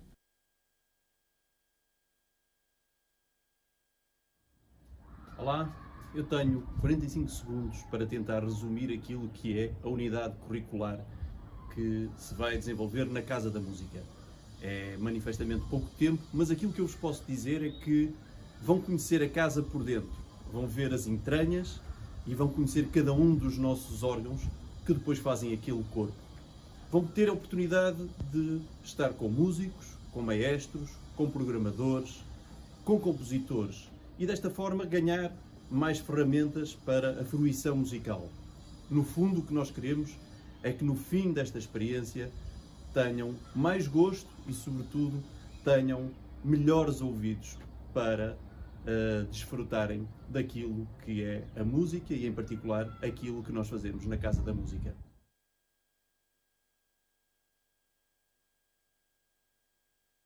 O Museu Nacional Soares dos Reis tem o maior empenho em colaborar com a Universidade do Porto neste projeto de educação artística transversal a todos os cursos. O nosso maior objetivo é dotar os estudantes, sejam eles de que área que área forem, de competências e capacidades de avaliação das coleções, das valências e dimensão do museu, da sua gestão e do papel pessoal e interpessoal que os museus, na atualidade, desempenham.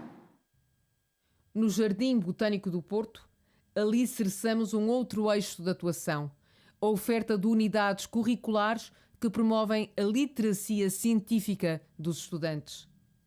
Olá, sou Paulo Farinha Marques, diretor do Jardim Botânico da Universidade do Porto, e no âmbito do Programa de Educação Contínua venho-vos convidar a participar numa nova unidade curricular, a ter lugar o próprio Jardim Botânico, que vos vai introduzir ao conhecimento da arte e da técnica de criar jardins, especialmente vocacionados para o contacto das pessoas com a natureza e para o cultivo da biodiversidade.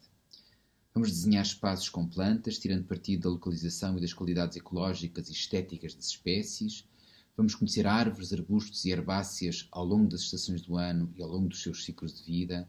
Vamos saber de camélias, de autóctones, de folhosas e de coníferas, as nossas melhores coleções. Venham, vai ser giro. Um corredor cultural a construir e a usufruir. Uma estratégia para a afirmação de uma cultura universitária simultaneamente artística e científica. Assim pensamos a Universidade Europeia do Futuro.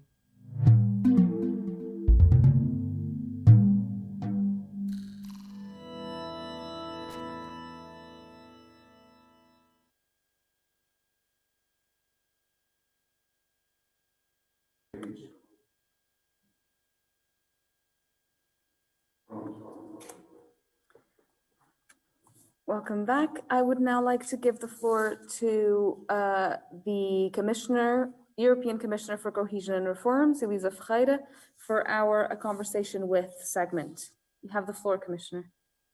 Well, first of all, let me play the host. We are now moving to our first conversation, and it is really my honor and pleasure to invite European Commissioner Elisa Ferreira to share with us her views on the benefits of putting culture at the very heart of the university. Well, thank you very much, Commissioner, for being available to contribute to the discussion from an angle which is most relevant, since this change that we all want to happen at the European scale really demands cohesion policies. So we only have 10 minutes for this conversation, so I will go directly to the point. How important is culture for European cohesion policies? Well, thank you for having me here. And in spite of having a conflict of interest, because this is my university where I have been teaching, I really would like to underline the importance of this discussion. And answering your question, on my back, I am in Brussels, you see a map, and this map shows you all the regions of Europe. And our task, my responsibility is try to find to create the conditions for all these different regions to be able to have a future.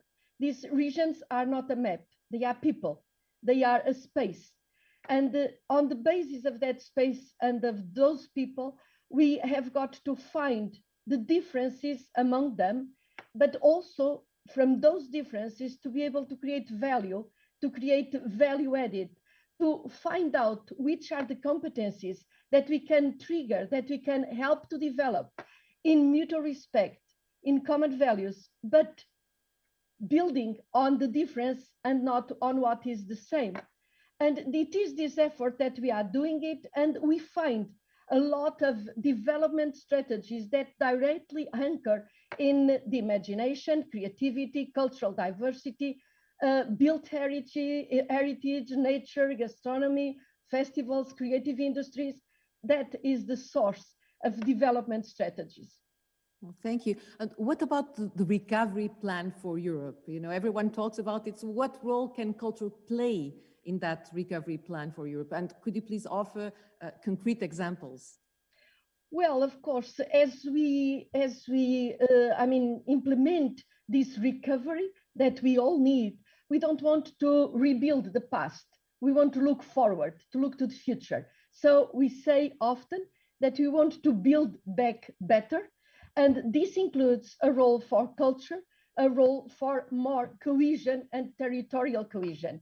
And one very critical, very interesting example is not only that now in the relaunch, in support of the emergency relaunching of the economy, we already are supporting the emergency help to cultural companies that suffered a lot, but also both in cohesion policy for the future until 2027 and in the recovery and resilience plan, as Minister Manuel Heitor mentioned in his opening speech.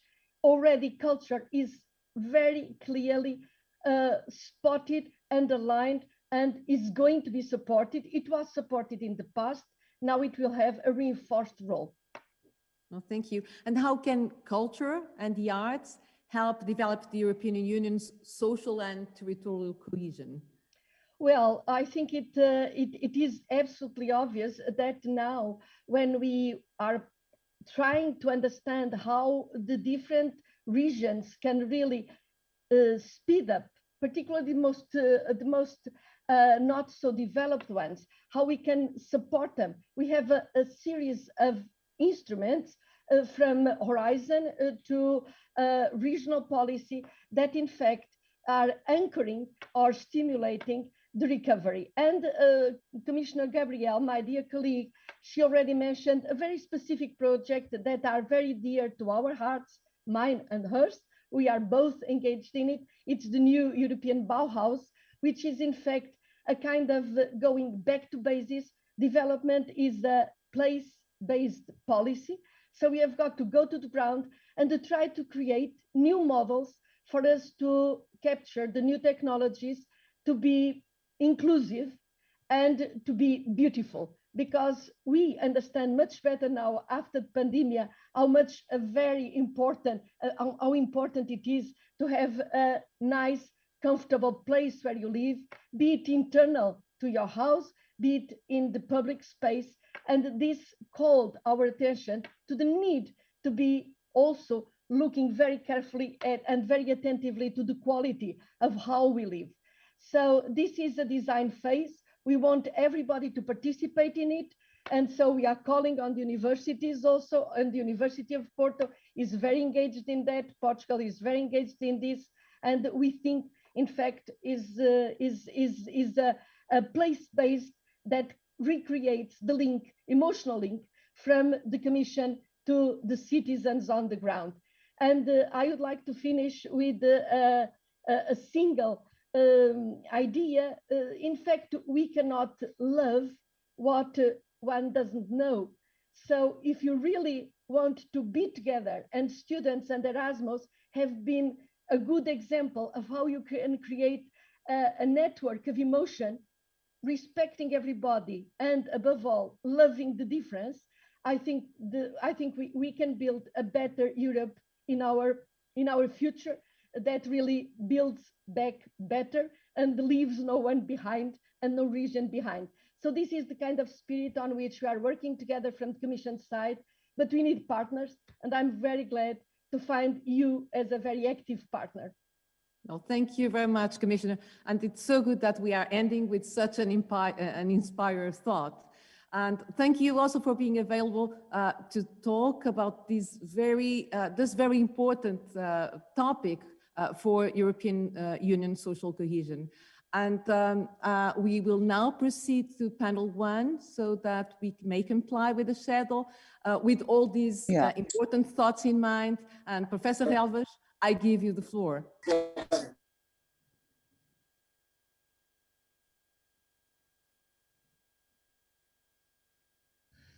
Well, thank you so much, and welcome to panel 1 of this summit that was named Democratic Access to Heritage, Artistic Expressions and Experiences. We're of course excited about the speakers who join us today to share their views and experiences in raising the awareness and promoting the access to the arts among university students at their local institutions. These speakers are from different academic and professional backgrounds, and some of them have been involved in policy making at national and European level. As you will hear, they all support the kind of inclusive and interdisciplinary education needed to cross the divide between classic boundaries in science, arts, and humanities that ultimately will benefit and provide a richer educational experience that will shape the students' views and attitudes. So without further delay, I will now welcome to the stage, in these COVID times, probably I would mention, welcome to the screen, our first speaker, Ralph de Kontnink, Advisor for Cultural Affairs from the Catholic University of Louvain in Belgium. Yes, thank you for your kind introduction and above all for your kind invitation. Do you think it's possible to share my screen, or you preferably will not? Is it, may I? I can try if you accept. Let's see if it works. Do you see my screen? Okay, perfect. Thank you.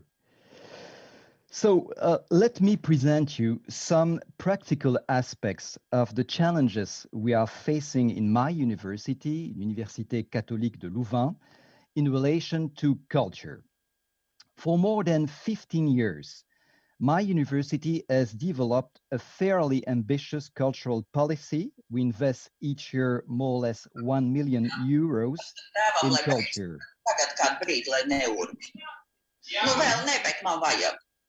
There is a micro. Okay.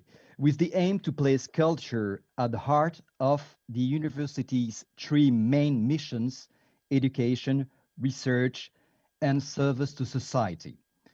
Among our achievements, I can mention an annual cultural program free of charge so as to promote access to culture and cultural practices for all students who, because of their previous background and social origin, are unequally prepared for this cultural openness.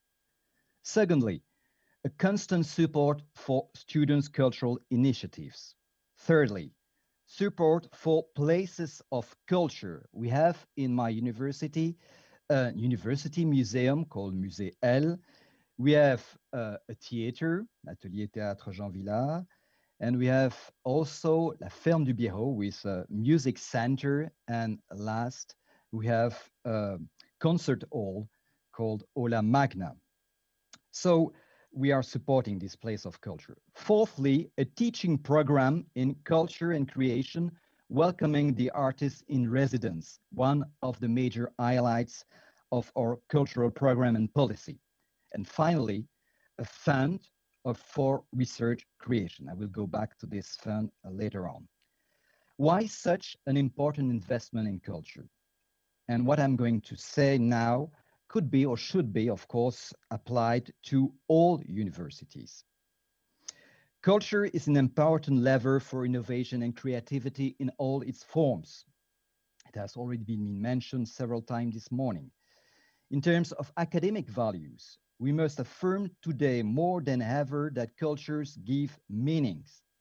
It nourishes debate, brings nuance, encourages openness to difference and diversity, contribute to the understanding of complexity. This is particularly noticeable in this period of crisis.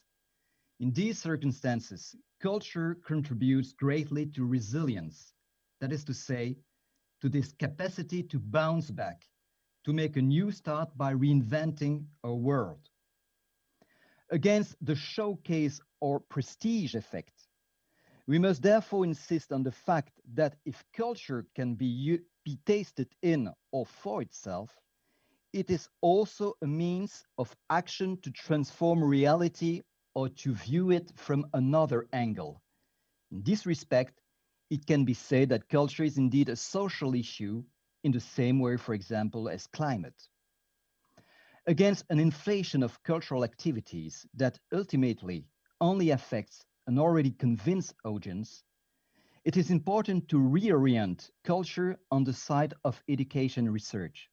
Hence, the challenge we are facing now, to place culture seen as a creative process at the heart of the three main missions of our university, and not next to it, or even to ensure that is the link between these three missions in a resolutely multicultural and multidisciplinary perspective. How do we put these ideas into practice in our university? And I will start with education. In a time of study where students are often focused on their grades and diplomas, the aim is to encourage them to rise to the challenge and to take the time to build a curious, critical, and creative mind. During their bachelor's degree, they can choose 30 minor credits, and I will show you this, out of the 180 credits that make up the total of 3 years of bachelor's degree. It is within the framework of this offer of minors that the minor in culture and creation was born. Each year, this minor is chosen by more than 200 bachelor students from various faculties. This program combines theoretical teaching with more practical workshops called campuses, dedicated to the study of cultural practices, theater, opera, literature, cinema, etc.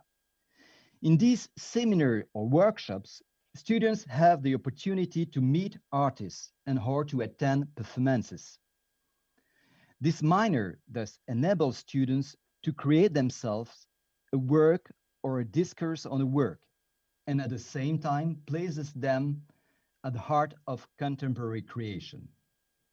This is simply by often taking them out of the classroom to go to the theater, cinema, opera, concert, or a meeting with writers, and by helping them to think and talk about what they have seen based on the concepts, analysis, and context they have studied in the more theoretical courses of the minor.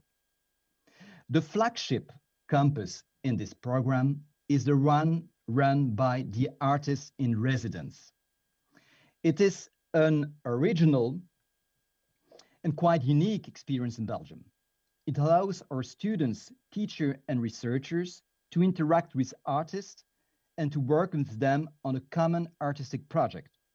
Concretely, during a semester, the guest artist shares his knowledge and know-how with the students. He initiates them into an artistic practice, and even more, he makes them collaborate in an artistic project. Guided by the artist, each student participates according to his or her talents and affinities in the creation of work. During workshops, the aim is to envisage in concrete terms all aspects of artistic creation, such as conception, production, interpretation, presentation to the public, etc. Theory and practice are therefore intimately linked, and showing you some example of the previous residencies from cinema to visual arts, architecture, cartoon, photography, literature, dance, and so on and so forth. On the research side, we have recently launched a new fund called Research Creation Fund. This is a fund, and here is a slide. This is a fund intended to promote and finance residencies for artists associated with research programs and no more with education programs. What do these research creation projects cover? Just like teaching, research benefits from hybridizing with artistic creation. The aim is to encourage encounters and crossovers between the arts and sciences. Research creation encourages approaches that combine academic research and artistic practices, approaches that foster knowledge production and innovation through artistic expression. The challenge of research creation is therefore to go beyond research on art towards research with art. In the end, it is a question of instilling another way of thinking and innovating by opening up new areas in order to develop projects for which pre-existing academic drawers are too narrow or too compartmentalized. different modalities of research creation coexist, and you have the slide on the screen. Creationist research, research that nourishes creation, research inspired by creation, and creative presentation of research. This is especially the third modality, that of research inspired by creation, that we try to develop recently in our university. And rather than giving you a theoretical approach of this new project, I'm just giving you one example, and I will conclude with this last example. This is the example of a project entitled Ornithography and Aerodynamics: How to Make the Invisible Visible. The project aims to establish collaboration between the Catalan photographer Javi Bu and the researchers of the Reveal Flight Research Project. The Reveal Flight project brings together a dozen researchers. The objective of Reveal Flight is to understand the mechanism that govern the flight of birds using digital simulation tools. And you have an example on your left. By combining biomechanical, aerodynamic, and collective interaction models, the projects aim to reproduce the flight behavior of birds in order to better understand them. Javi Bu, who is a photographer, specializes in the technique of ornithography, makes it possible to capture the trajectory and movement of one or more birds in a single image. And you have an example on your right. The two initiatives are similar in that they use complementary techniques to make precisely visible the invisible in the graceful movement that governs the bird's fly. And I guess that is a very good example of what we are trying to do with this research creation project. Thank you for your attention.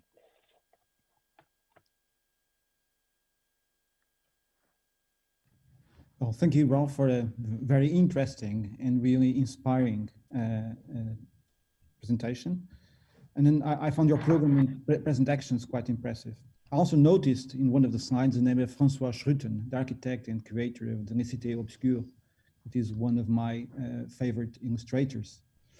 So, you know, without further delay, the next speaker is John Klemmer, is a sociologist, author, and professor working at Jindal School of Liberal Arts and Humanities in India, but who I think is talking to us from Kyoto in Japan.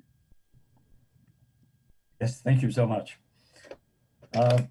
Yes, I am. I'm in a rather different time zone from you all, I think most of you at the moment, but that's very fine. And so being in Kyoto, I'm not quite so jealous of not being in Porto, because I think this is perhaps an equally interesting city to be in from the point of view of the arts and culture in a very different context.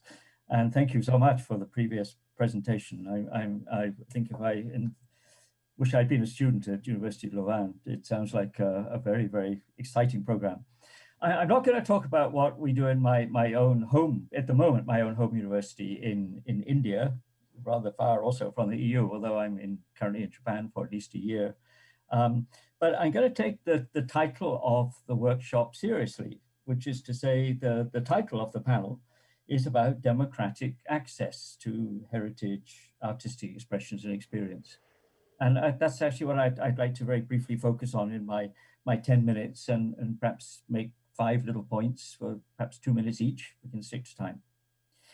The first of those is, I think, the importance, and I think this is where it flows over into issues of public policy, is the question of, indeed, democratic access to museums, to galleries. And I'm a big fan of public art because it does often expose people quite naturally to artistic expression in the kind of places they normally frequent. And even in the most unlikely places. Universities, I think, are sometimes quite bad at this. I mean, in my own experience, universities often, although they have all sorts of activities going on inside them, are not always very open institutions when it comes to interacting, I think, creatively with their host society, the community around them, which is something, again, we try to avoid. It's different in different kind of cultures. My own university, in fact, in India, is basically a gated community. Issues of crime and other things make it harder, and perhaps have literally an open access to people. But we do try through all sorts of means, including, again, programs of having practicing artists visit the campus and lecture, do demonstrations, performances, and so on. But I think this question of openness is important in two senses. I mean, I can remember when Mrs. Thatcher was Prime Minister of Britain, for example, one of the things her government did was impose entrance fees on the national galleries and national museums, with the result that actually less and less people went. I can't remember what the costs were now, but I think if a family of, say, 4 wanted to visit, say, the National Gallery in London, this would have been a very expensive day out. For whatever his other perhaps less desirable aspects of his government, one of the good things I think that Tony Blair's government, when it came into office, was in fact to remove those fees. And last time, or perhaps the last couple of times I've been in London, if I have time, I often, if I'm in that part of the city, would go by the National Gallery. It's fabulous collections. Of course, it's free and it's packed with people, always. Because of course it's now open access to people. It's not exactly public art in the sense of art in the external kind of public places. That can also take surprising forms that get people, I think, to mix with art and in a very, very democratic way. On just Saturday, just 2 days ago, when I was in downtown Kyoto doing something, I wanted to visit probably the best bookshop in the city. And it so happens the same building has a branch of one of the famous coffee shop chains, Starbucks, which seems to have spread all over the place now. But that Starbucks is particularly interesting because it is in fact also an art gallery. So you drink your coffee, in fact, surrounded by works of contemporary art. And so it's a kind of painless experience to do this. So I think that question of democratic access is something we want to keep at the top of the agenda, allowing people, in fact, to have that access to artistic spaces, artistic experiences without, as far as possible, without cost, without any feeling of they will somehow be excluded from those kinds of spaces. They're reserved only for certain kinds of people. I mean, the second point is too that I think I'm also very keen on the promotion of community art projects, meaning not just public art in the sense that art is produced by perhaps professional artists, displayed in public places or is available for access to people in public places, but where the art itself is created by communities themselves. And there are many, many examples of this. I'm sure some of you are familiar with examples probably in your own locality. There have been some very successful ones in rather rundown public housing estates in London, for example, although the ones I'm more familiar with actually are in India, where there have been a lot of participatory community art projects, which have had all sorts of knock-on effects, not only exposing people to access, but involving them actually in participation in the creation of those projects. And I think that's a powerful thing to happen to people. And in the experiences that I've seen myself, they also have all sorts of other effects too. The London cases in the sort of inner city public housing areas, there's fairly high crime. There's a lot of ethnic diversity and often mutual suspicion across ethnic lines. These projects seem to have done a lot to heal those kind of divisions and in fact to bring people together in a joint creative projects under conditions which are totally non-threatening. You're not being invited to a lecture to talk about other people's religion, or you're not being subject to propaganda of some kind, which is encouraging you to neighborliness and all this kind of stuff. You're actually doing it with other people. And I don't have time to tell you about experiences my own in India, for example, but I think those effects are probably fairly universal in participatory community art projects. My third point is this, quite long ago, Joe pointed out, of course, there's often a class aspect to art. In certain forms of artistic experience, I think people do feel excluded from. They think it's not suitable for them. They perhaps never experience. Once they experience it, they may quickly overcome that and find they really like this, they really love this. And I think a challenge here actually is, in a sense, to put it very colloquial language, is to make the arts cool. And I think one of the ways I've tried to explore a little bit, I seem to remember that when I was probably entering graduate school, the study of popular culture was just beginning to enter, the academic radar. Prior to that, it had, I think, been seen more or less outside the realm of serious scholarly investigation. This had changed. And I think it changed partly because of this expansion of cultural studies. But I think once you start to look at the popular arts, you start to look at popular culture in general, you find all sorts of avenues which actually link popular culture with, I don't like the word high culture, but the kind of culture which people often don't feel they should access because it's kind of not their kind of thing. Which again is often a good reason for making it public. I've been in a number of contexts in which symphony orchestras have played in public places. Because this is good. I've never heard this kind of music before, but it's exciting. You wouldn't go to a concert hall perhaps, but if it's appearing in a public place, it's accessible to you, changes your mind. My fourth point is simply about spreading it around. I was reading an interesting interview just a few days ago with Emmanuel Mota, who is the director of the Théâtre de la Vie in Paris, when in the lockdown conditions, when it's been obviously not possible to have, or generally not possible to have live theatre performances, been sending their artists out to schools, to hospitals, to hospices, to all sorts of public places, where even on an individual basis, they can read poetry, they can perform, they can do mime, they can sing, they can do all sorts of stuff. And in the course of that interview, I thought he said something very interesting. He said he stopped calling these sort of performances, he calls them consultations. You go to a hospital, you can send your artist to a hospital to expose themselves to people who would probably be very happy to be entertained in this way. And in that interview, he says, so I just quote to you a moment, he says, "We need a new alliance between healthcare, culture, and education. It's time to take care of one another." I mean, a very nice sort of COVID era thought, perhaps. And I think that was a very exciting initiative, to literally, in fact, bring the art out of the theatre and take it to places where people are not likely normally to encounter it. My final point, again, very briefly, is, to do this, something I think is equally important is to support the artists. Again, this obviously flows over into questions of public policy and government spending on the arts, which is a very, very interesting issue. How much they do when you look comparatively at what governments in fact invest in supporting the arts, it varies, enormously from one place to another. But because artists themselves, if they're to, democratize, I think, their activities, do in fact need the kind of support which makes it, amongst other things, economically possible for them to do this. It's all very fine encouraging people to go out and do stuff in public, perform, do street theatre or something.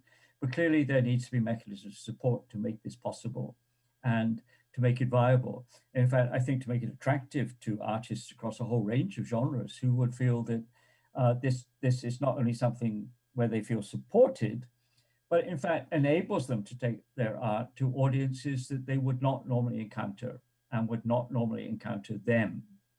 And again, my own experience, and I'll simply end on this point, it's been when that happens, it does trigger enormous creativity on both sides. I think artist friends report that they come back full of ideas with their, for example, dialogue with people in the street, in the hospital, whatever, the prison, right? Whatever context they find themselves working.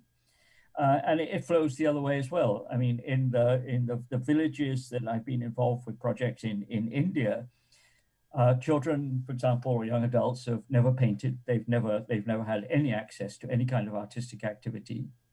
They simply don't have the resources to do this. Once you give them the material and once you encourage them to do this, you discover, my goodness, I have the feeling that every tiny Indian village is actually full of Picassos, but they've never had the opportunity to express themselves. So it's very much a dialogic situation, I think, that works in both directions. So I think the democratic access is vital, and I think it can be pursued along a number of these lines, and not least, of course, that universities should become more open spaces in fact, encouraging the community in and actually going out to share those wonderful resources, for example, we just heard about, actually with their communities. So thank you. I will stop at that point. Well, thank you, John. Well, and really many thanks for your presentation. I think you made really important and valid points that we should take on board when thinking and promoting the arts. Well, your experience in India is really interesting, and I just regret not having more time to know about it and how it compares with arts promotion in UK and other European societies. And I think the point of actually democratizing the access to the arts is really a critical one.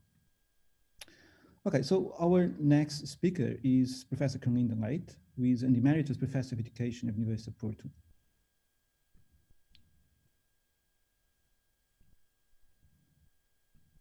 I think your microphone is off. You have to switch your microphone.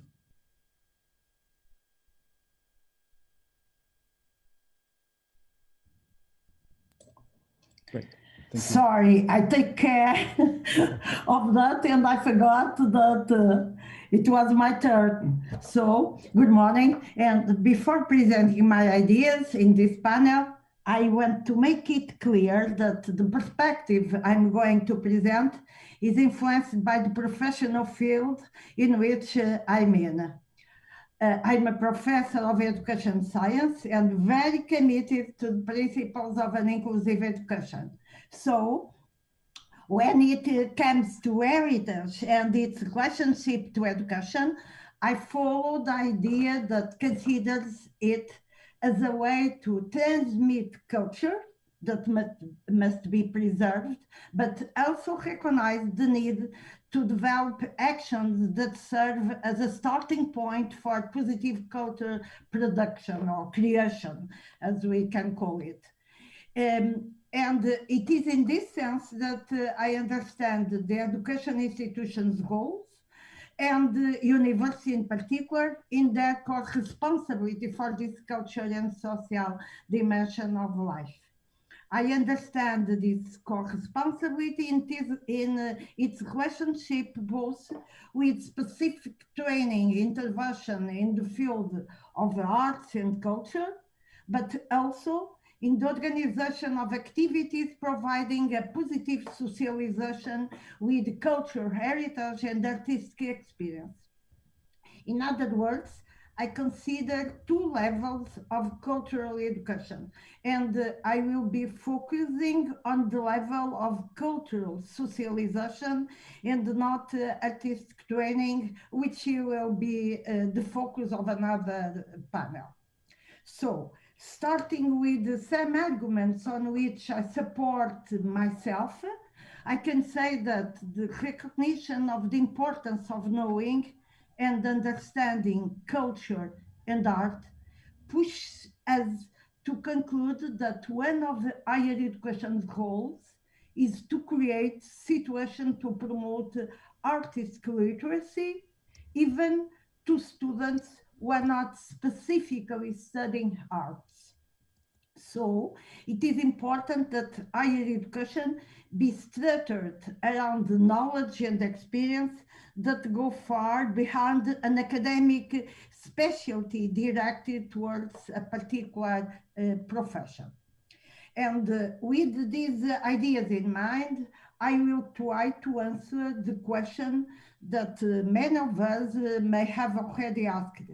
How can higher education pay attention to culture, heritage, artistic experience and experience? And is this also one of higher education missions? And I must say that some of the ideas that I will present are in line with the Culture Corridor project that is being organized by the University of Porto and that was presented a few minutes ago. And even with the minor curriculum of Louvain University presented by Professor Ralph. So higher education can deepen what some institutions have already started to do, creating theater groups, orchestras, choirs or chorus, cultural programs, and so on. At Porto, for example, I remember the Faculty of Engineering Orchestra that mobilized a very reasonable number of students and professors.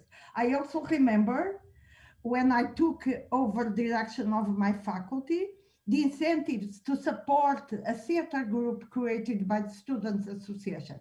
However, I also remember how the security guards at the faculty created enormous difficulties in using the space for the rehearsals that were done at night after class.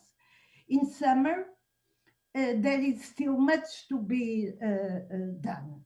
For example, it is not common what Professor Ralph showed us some minutes ago, and it should be to include in the courses study plans, optional subjects about culture and artistic heritage or themes related to art and artistic projects. It is due to that I'm very happy with the corridor, cultural corridor that the University of Porto presents. The idea of having resident artists staying at the university for a period of time could be a measure to promote artistic literacy to higher education students.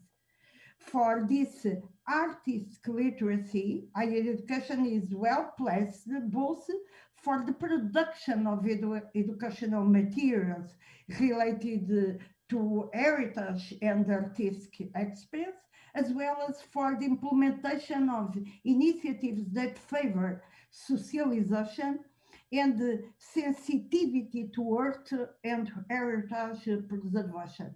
This cultural socialization, which I call the artistic literacy, is learned and developed as it is being worked on. And I think that all of us, we know this. Higher education is a cultural institution of reference, and its role is to promote transformative action and active responsible citizenship in society. However, in order for higher education to fulfill this mission, it is necessary to combat the idea of the more hours of class, the better. It's an idea that prevails. The curriculum must be organized in such a way that allows students to experience cultural socialization. Another relevant aspect to reflect about is the responsibility that higher education has related with culture access opportunities. This answers the question, what does it mean and what does democratic access to culture, heritage, and artistic experience imply? And it is evident that we need to understand the word access in its entirety, that is not only access what already exists, but also access cultural production or cultural creation. We know that there is still a huge part of society in Portugal, and not only in Portugal, far from being able to access certain cultural experience for various reasons. It is also known, but in Portugal, it is also known that there is a gap between what is considered elite culture, or wider culture, and the culture of the people. Casa da Música in Porto has had some interesting initiatives for the socialization of young people and adults from social neighborhoods with art considered to be elite, opera, for example, and where these people had active roles, not passive roles, but active roles. So, returning to the democratic access to culture, heritage, and artistic experience, what I'm trying to emphasize is that it implies bringing culture and art to people's daily lives. In this sense, it is important to have both financial and human resources. It is important to ensure conditions that allow access to these culture goods by population and people coming from village, countryside, and social districts. It is necessary to recognize that for many of them, to pass through the door, to cross the door of certain institutions and buildings represents an enormous effort, because they consider that they don't belong there, and what happens there is not for than either. Familiarization with these spaces is very important. I remember the fact that the University of Porto had with development of the junior university. It brought to Porto and to this great university children and young people who before that had never thought of having access to a university. And I recall also the initiatives that took place in Guimarães some years ago, and where poetry was disseminated in paper bags that wrapped bread in some bakeries. But despite this, there is still a lot to be done, such as invitation to cultural groups and resident artists, as well as publicizing initiatives through means that are closer to people. And when they are publicized like that, perhaps first they are, it is only a contemplation, but often turns into an action and intervention phase. That is what I'm calling cultural production or cultural creation. In Porto, it is to be commended the Serralves Foundation initiatives related with the annual festival Serralves em Festa, organized since 2004. And it is also necessary to recognize some Porto University initiatives, Common House and cinema cycles and so and etc. etc. However, in finishing my presentation, I consider that much more can be done.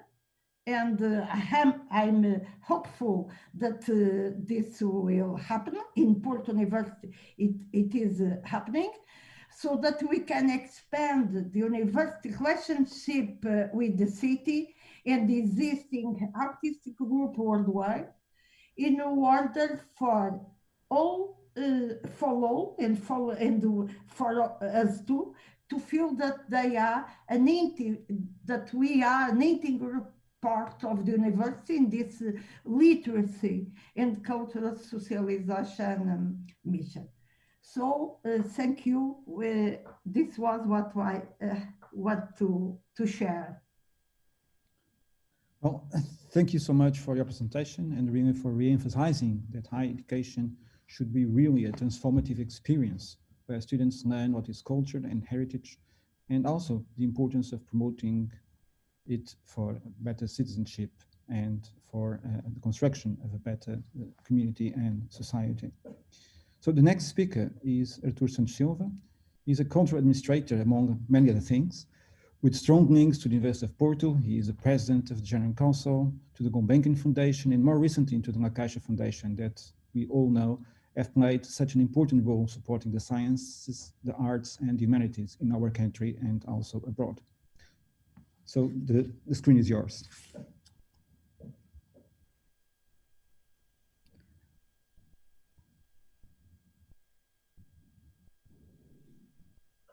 Thank you very much for the invitation to share my views with you about this challenging subject. I totally agree with the introductory words of this panel. It is essential that higher education system does not replicate the social and economic inequalities that dominate the world outside academia. Unfortunately, nowadays, with us, it does replicate. And the pandemic is widening and exacerbating such inequalities. Access to computers and internet is far from being egalitarian, as well as housing and food conditions or mental health care, very important in a situation like this. How higher education institutions can provide access to arts and culture, in particular to those who are not ordinarily attracted to it. All of us share a common belief that arts and culture matters. The Universal Declaration of Human Rights states, everyone has the right freely to participate in the cultural life of the community, to enjoy arts. Culture is also at the heart of the Sustainable Development Goals. Quoting, culture is who we are and what shapes our identity. Placing culture at the heart of development policies is the only way to ensure a human-centered, inclusive, and equitable development. As it was mentioned, I am curator of La Caixa Foundation and its social observatory about culture participation states, culture performs a significant role for constructing and consolidating the basis for social cohesion and inclusion, individual and collective well-being, and the accumulation of social capital. In the individual sphere, cultural participation increases creativity, makes us happier, improves our health, and favors our personal growth. Moreover, culture contributes to the construction of and integration into plural, reflexive, and inclusive societies. As a tool for individual well-being and social transformation, it is necessary, therefore, to ensure effective and equal participation in culture for all citizens. End of quote. We are all aware that only a minority of university students are educated for arts and culture. Those who do not attend to cultural activities usually have low educational and income levels, no interest in visiting cultural sites, and do not have sufficient resources to fund this kind of activity. There is a strong correlation between education, income, and attendance at cultural activities. How to circumvent it, how to make the turnaround. What is keeping students apart from arts and culture? How can we close the gap between those who have and the resources and the ones that do not? If we look at the European Quality of Life Survey, in particularly on the degree of difficulty perceived by young people between 18 and 24 years, when increasing cultural service such as cinemas, theaters, cultural centers, Portuguese seems to be struggling. 19% experience great difficulty against 9% in EU, and only 16 versus 26 in EU considered it very easy. We can start the revolution in higher education institutions that must play a major role in providing access to arts and culture. In an ideal approach, the curricular model should be reshaped and shift from the discriminating STEM model to a more inclusive STEAM model by adding an A of arts. Creative skills will help to improve learning in the scientific disciplines and qualify students to think differently, and vice versa, integrating STEM in arts and humanities. So the solution is to integrate arts and culture into the educational model as inherent to higher education. And the task will be easier the more integrated arts and culture are in the school path. Some experiences on cross-curricular learning approach have been very successful and promising. A revolution in the educative model will take time, in-depth study, and strong action, but we have other tools that can help.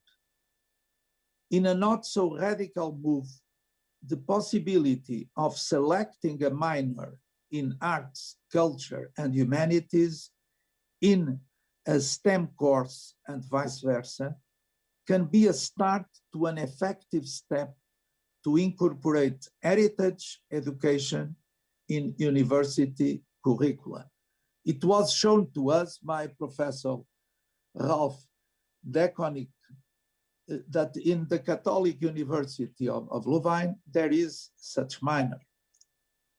And this was already also supported just now by Professor Carlinda Leite. Nevertheless, in order to succeed, we need to bring on board other stakeholders, municipalities, cultural institutions, teachers, above all students, students' councils, and the community itself. It is critical to encourage and support the development of networks that will enhance more efficient, integrated, and accurate solutions. And I shall underline that the active participation of students is critical.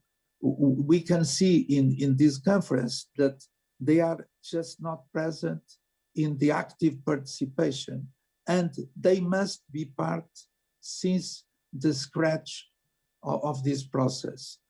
And municipalities also play a major role integrating culture in urban development strategies in order to reach the inclusive city. Likewise, the city cultural institutions are also a major player, as they can offer educational resources. This was shown to us in this cultural corridor at Oporto in the university and with the institutions, and they shall adapt the speech to the audience. I have to stress that the students, as I have mentioned, need to be part of the solution. Bottom-up strategies tend to be more efficient, especially with young people. How can we implicate students? Are we using the right tools to reach this audience? Student community influencers, enablers, pioneers, alumni, with the ability to generate impact in their communities should be encouraged to be part of this discussion. In addition, from a practical point of view, digital tools should be strongly envisaged, not only as a lane to access to arts and culture contents. The pandemic has been a good example on how technology can be a super spreader of arts and culture to different audiences, and also and mainly as a data aggregator of the ongoing cultural offer, so often dispersed. University students are digital born, and the internet is increasingly being used for cultural purposes. So the percentage that use the internet for cultural purposes increases with the educational levels from basic to secondary and higher education. And the university students have a strong appetite to use internet. Internet social networks should be integrated in the process, as they seem to be vital to catch and keep students updated, and also as a tool to virtually access to arts and culture. And the digital contents generated with the pandemic have shown us that arts and culture online can also be a form to create a more equitable access to culture. So my closing notes are that access to arts and culture foster a sense of identity, collective memory, and mutual understanding within and between communities. And social equality can be effectively promoted through education on arts and culture. It is critical to encourage and support the development of networks, as I mentioned, so universities, municipalities, cultural institutions, that will enhance more efficient and accurate solutions. If we achieve to implicate this student generation, not only they will achieve higher levels of education and grow more engaged and tolerant, but they will play a relevant role as inclusive citizens, and their greater interest for arts and culture will also contribute to higher levels of cultural participation for the next generations. Thank you. Well, thank you, Dr. Arthur Santos Silva, for your really interesting and insightful presentation, and really by restating the importance of an all-inclusive and universal access to the arts and culture as key to build an inclusive, plural, and really a more democratic society. I mean, I think your continuing efforts and dedication in promoting these views and principles, both at university and also at the Gulbenkian Foundation and La Caixa Foundation, have really been fundamental to foster the sciences, arts, and humanities in many corners of our country. And personally, I'm grateful to you. So thank you very much. So our next speaker is Ina Druviet.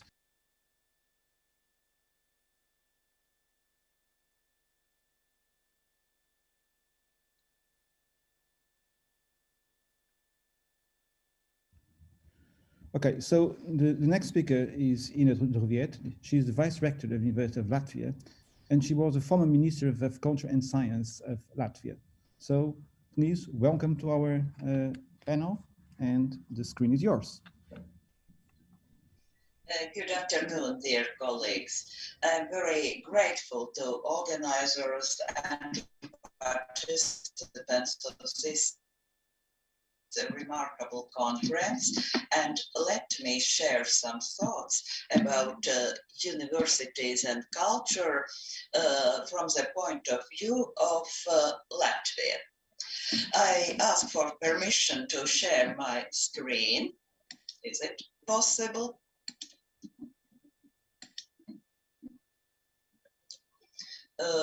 I would like to deal with some thoughts about missions of universities, how we are going to promote inclusive society based on both traditions and innovations, and what's the mission of universities. Our university has been located in historical buildings too, but I chose to show you the new campus of our university. You see the House of Nature, the House of Science, and now the third building, the House of Lectures, are under construction.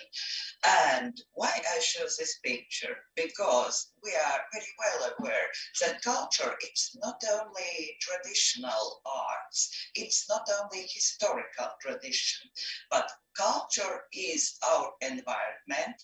Culture is our ability to produce not only working force, but citizens, people involved in societal life, to create personalities.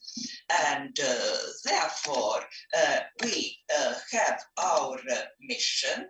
We have our mission and vision to provide our university as a center not only for research and studies, but also for societal development.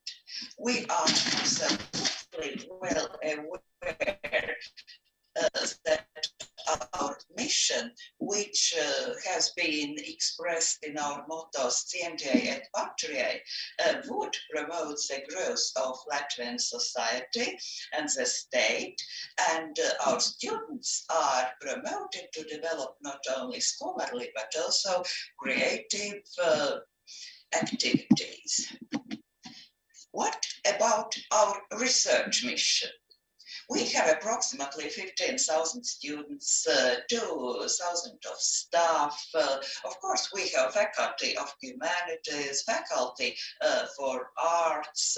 We try to involve the latest developments of research in our study programs. STEAMs is already reality in our university, but we have some priority areas, and as you see, critical thinking, innovation, competitiveness, and globalization, as well as intercultural communication and Latonica, its studies of Latvian issues, are among priorities. So why we are doing this? Strengthening the presence of culture and values in the society is our priority. We try to create an environment which favors improvement of a personality. Therefore, our new House of Letters wouldn't be only a research and studies center. It would be a center of culture. We, by the way, already have agreements with Riga City Council and with some museums about providing real pieces of art as our interior design elements. And we are very well aware that culture, it's everything which makes our students and our staff better, allows them to integrate themselves in a wider society, and thus fulfill the mission of our university. But we are not only passive consumers of culture, we are very active ones, and University of Latvia is the main center of culture in our country, because we have more than 20 collectives, 11 choirs, the winners of almost all competitions in Latvia and abroad. We have orchestras, theaters, dancing groups, applied arts studios, and a quite high percentage of our students are involved in these activities. I would like to stress one more moment concerning culture. I'm sociolinguist. My field is comparative language policies. And we all know that language and culture are inseparable. And it has to do with our university mission to be promoters of national language and culture, and it would mean the promoters of national language. We know that almost all universities in Europe have some English language programs. We have students exchange. We actively participate in Erasmus exchange programs. Our researchers are involved in European projects and programs. So English is becoming the everyday language for us. But anyway, we know that sociolinguistic function in research and university studies are very, very important for well-being of our national languages, for development of terminology, for our ability to explain our findings to general public.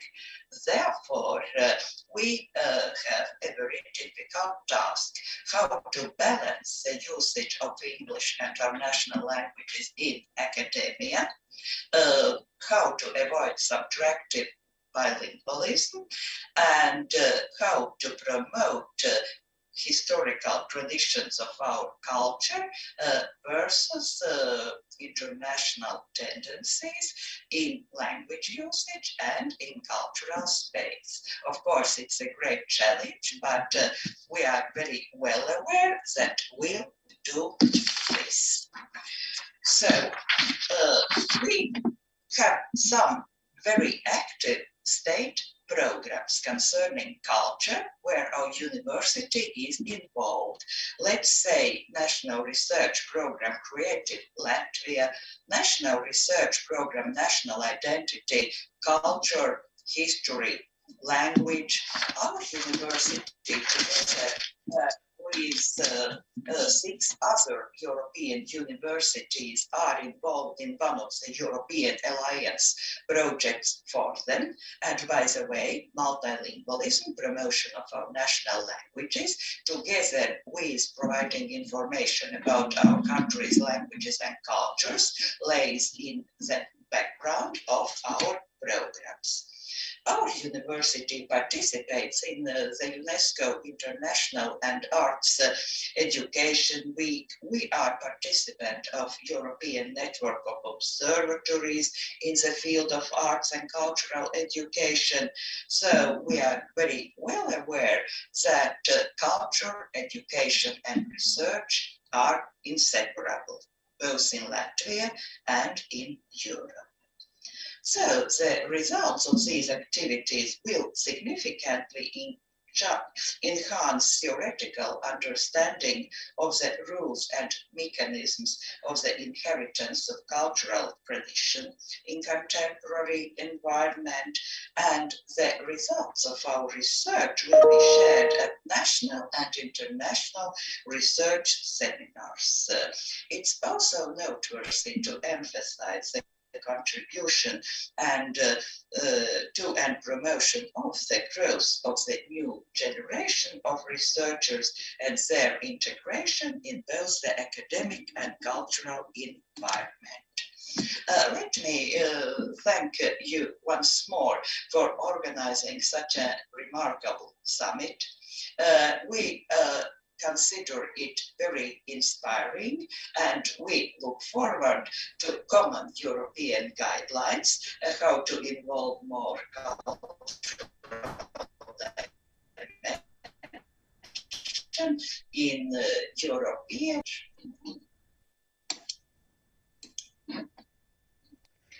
Well, thank you really for an extremely interesting presentation. I'm really fascinated by the way you really manage at your university to link diverse disciplines, diverse interests and stakeholders in really a coherent, organic and dynamic unit, really to foster culture and, you know, by not forgetting the promotion of your language and history, which is of course a testimony to the wonderful cultural diversity and polarity of Europe.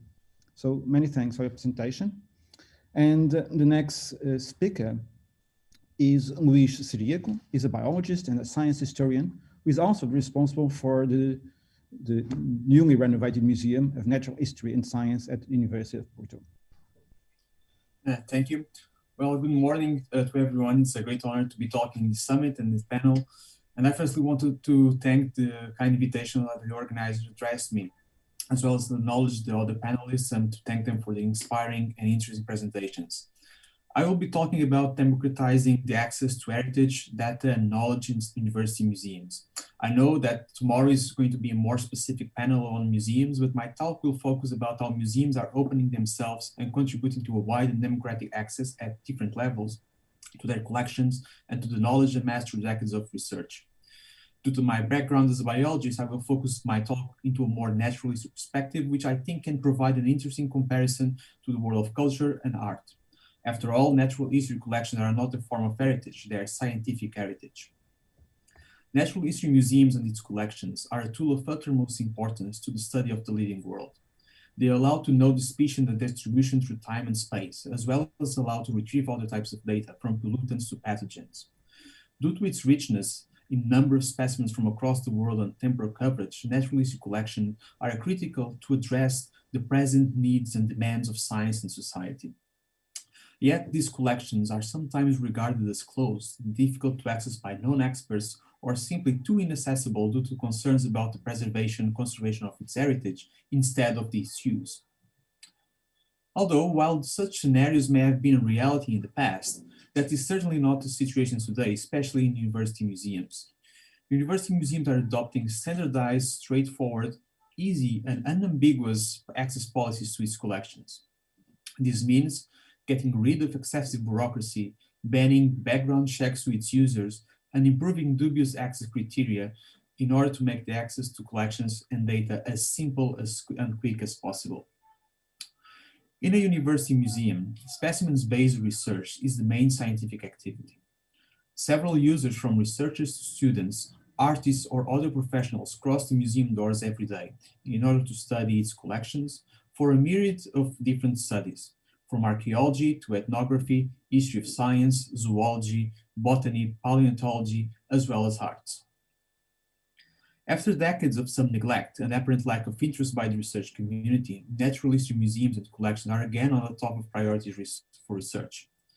As an example, due to adoption of new access policies and combined with an ongoing renovation of the museum, the access to the collections of the Natural History and Science Museum of the University of Porto increased by 5 times, and the number of published research based on data retrieved from our specimens and collections more than tripled in the last 3 years. While there is still a room for improvement, these trends show us that we are on a good path to democratize physical access to our collections.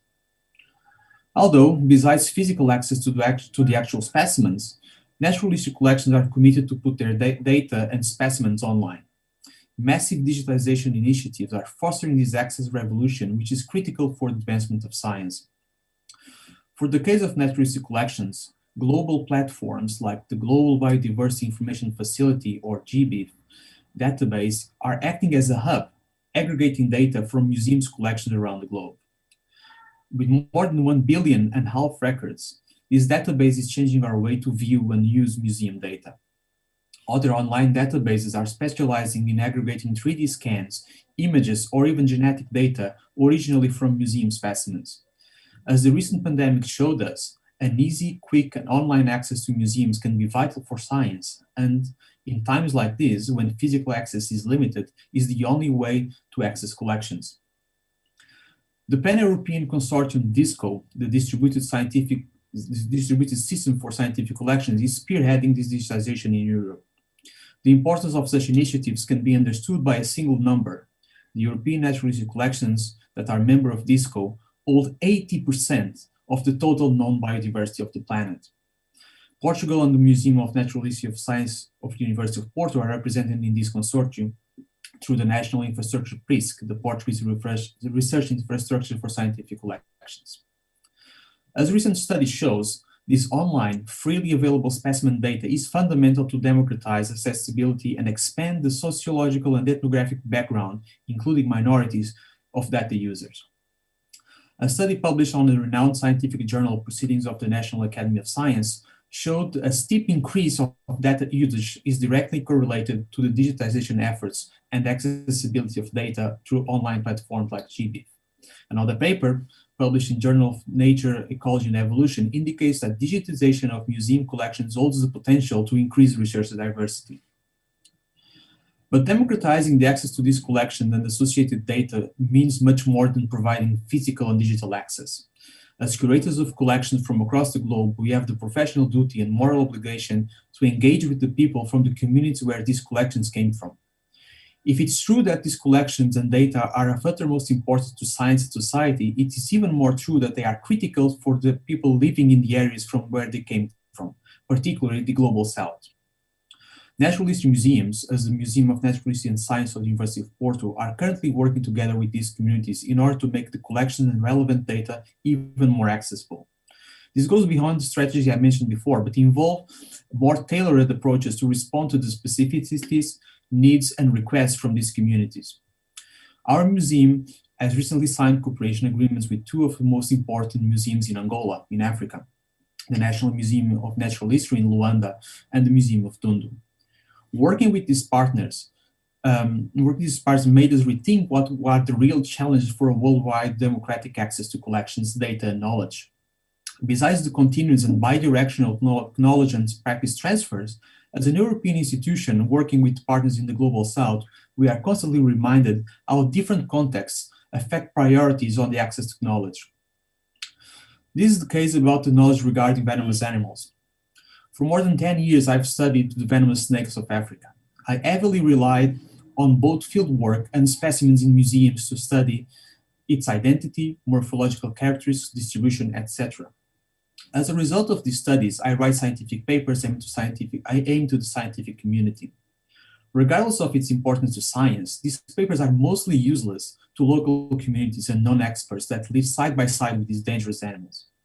The World Health Organization has very recently listed the envenoming by snakebite one of the most serious neglected tropical diseases in the world. Each year, between 83,000 to 138,000 people die in the world because of snakebite incidents, while 400,000 victims become with permanent disabilities. On top of this severe scenario, this affects especially poor and rural communities in the tropical and subtropical countries. So for these communities, the access to practical and accurate information is not only a matter of scientific inquiry, but rather a matter of public health. Democratizing the access to these collections of venomous snakes in museums and its associated data requires much more than simply giving access to it.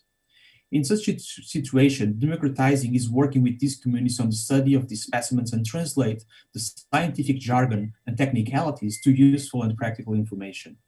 This has been one of my tasks during the last years. It has also been a challenge. How to translate the information attached to a formalin preserved snake into a practical identification and first aid guide accessible to non-experts. I had to translate taxonomic nomenclature, morphological and anatomical jargon, and details on venoms into easy to use and easy to read field guide that could be read by any non-expert. This book and field guide, which is going to be published by the University of Porto Press very soon and widely distributed in Angola, is an example on how we as museums experts and researchers can work towards the democratization of our collections and associated knowledge besides traditional and online access policies. To democratize access, we need to continue doing research, opening our doors in database, and communicate with the public. To finalize, I hope these ideas and examples can be useful for the world of culture and arts. After all, science is another form of culture, and art is deeply associated with science. Thank you very much for your attention.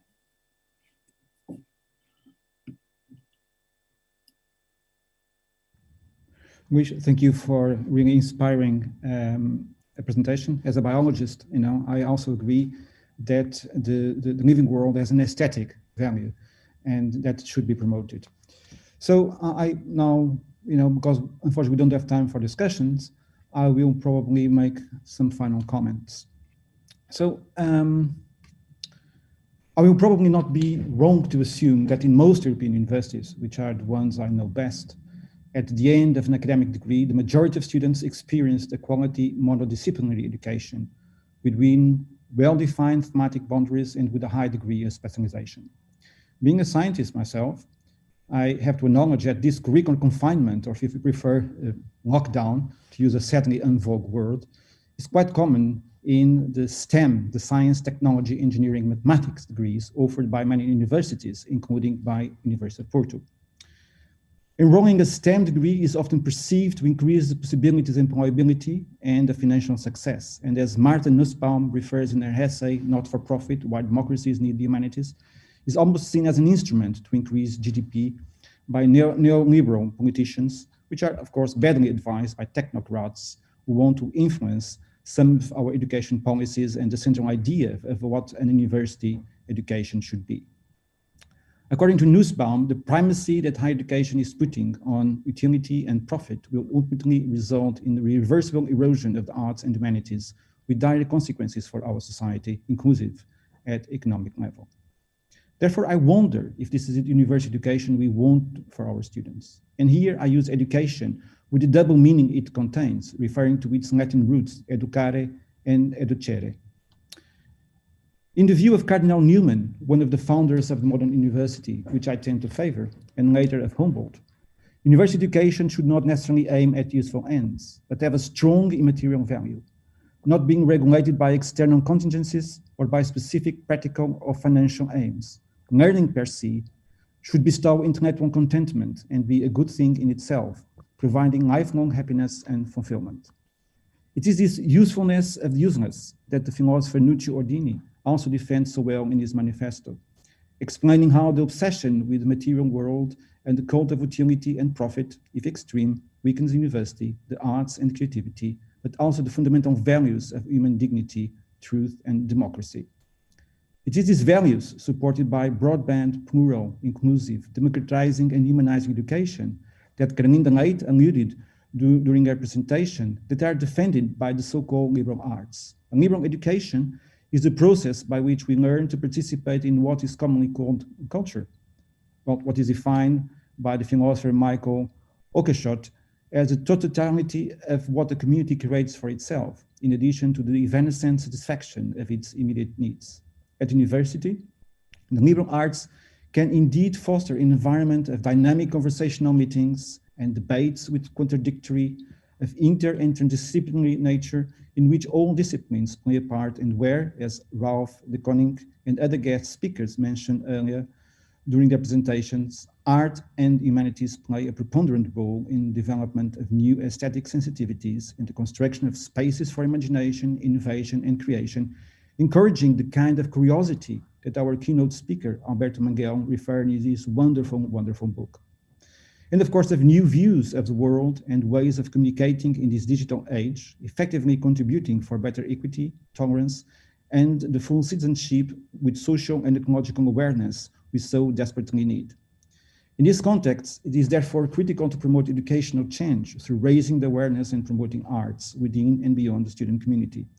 We heard from our hosts, the Rector and Vice-Rector of the University of Porto, Fátima Vieira, the exciting news about the cultural paths that will grant national and international students at the University of Porto, and later, hopefully, at other universities, the facilitated access to a wide range of artistic and cultural events inside and outside the university. This so-called cultural corridor is in line with what Ralph de Koning and John Clammer views, that we need better education, wider access, making art cool and appealing, promoting immersive experience in the arts, and encouraging public and community art. John also mentioned the importance of guaranteeing democratic access to artistic spaces and experiences by keeping the costs down. And Ines Rouviet gave us a wonderful insight in how our university is fostering arts in an integrative way by using resources from different disciplines, purpose-built infrastructures, and stakeholders. As mentioned by Artur Santos Silva, we also need to rethink and renew our university curricula through the incorporation of arts and humanities subjects in the science and technology courses and vice versa. This seems a good idea, and it is wonderful news that in the next academic year, University of Porto will start implementing it. In line with this, one should also consider the successful example of the general studies organized by António Feijó, Miguel Teman, and João Manuel Paixão at the University of Lisbon, which brings together disciplines from the sciences, arts, and humanities into a single academic degree. Should all universities, and University of Porto, of course, offer a similar degree? In his presentation, Artur Santos Silva also referred to the critical importance of other stakeholders outside the university in helping to promote these changes. These include the municipalities, groups of interested citizens, but also the museums. And we heard from Luís Tiriaco the many ways the recent renovated Museum of Natural History and Sciences of the University of Porto, with its unique collections, is promoting public awareness to the need of preserving biodiversity at all levels and to ecological issues within the academic and non-academic community inside and outside of Porto. Finally, I would like to thank again our guest speakers for their excellent presentation and insights.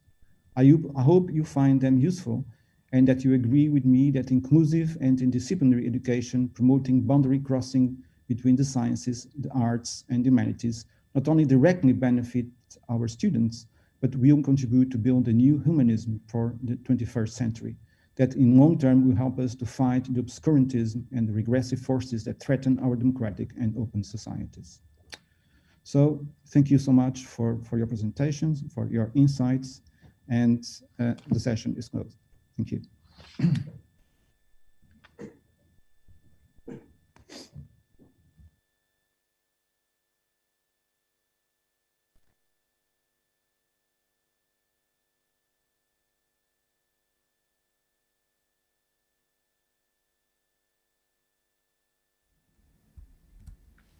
Hello everyone, my name is Ricardo Carlos Reis. On behalf of the Porto Planetarian team, one of the science centers of the University of Porto, I'd like to welcome all to this quick journey through the night sky and its lore. But before we look at the night sky, let's start by addressing a subject that, while not directly connected with astronomy, still has influence in what I'll show you next. If you live in the European Union, you probably noticed that in the last Sunday of March, the sun rose and set at a very different hour than the days before. Until late March, here in Portugal, the sun was setting at around 7 p.m. and today will set about an hour later, at 8 p.m. The early birds might have also noticed that the sun now also rises an hour later, which in Portugal means a little before 7:30 a.m. instead of 6:30 like the week before. Of course, this is not due to any natural phenomena, but due to a change in the legal time, what we usually call summertime or daylight saving time. But are we actually saving daylight with this summertime? The first proposal of a form of summertime was presented in 1895 by New Zealander entomologist George Hudson. He proposed to advance the clock 2 hours in the spring and turn them back 2 hours in the fall. The proposal had a rather selfish reason, though. He just wanted to have more hours of sunshine to go bug hunting in the summer. The change was not approved. In 1907, British builder William Willett, the great-great-grandfather of Coldplay frontman Chris Martin, published The Waste of Daylight. In it, he stated things like, "The sun shines upon the land for several hours each day while we are asleep, and yet there remains only a brief spell of declining daylight in which to spend the short period of leisure at our disposal." His idea was to increase the time we have to enjoy sunlight, while also saving money by reducing the use of artificial lighting. Although the idea had famous supporters like Winston Churchill or Sir Arthur Conan Doyle, it was rejected by the British government. The change was only adopted by Germany in April 1916 during the First World War. They needed a way to reduce artificial lighting to save precious fuel for the war effort. Soon, almost every country that fought in World War I adopted the change. And at a time when coal was the main source of power, changing the clocks actually did save energy. But the change doesn't work for all countries. Because the Earth's axis is tilted with respect to the plane of its orbit around the Sun, closer to the equator, the amount of sunlight is about the same all year round. As a result, the seasons are milder and there is less need to make adjustments in legal time. As you get further away from the equator, the more sunlight you receive in the summer and the less sunshine in the winter, so a change in the legal time will actually mean you will maximize daylight. But if you get too close to the poles, the change becomes useless. For example, in the Svalbard region of Norway, at about 80 degrees north, from late April to late August, the sun never sets, and from November to mid-February, the sun never rises.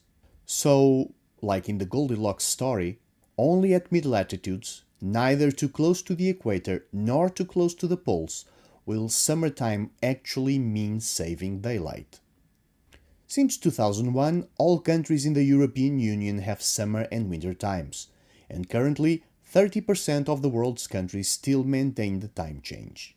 However, in 2018, the European Parliament launched a public poll on whether or not to maintain summer and winter time. Only 1% of all European Union citizens voted, and 68% of all voters were from Germany.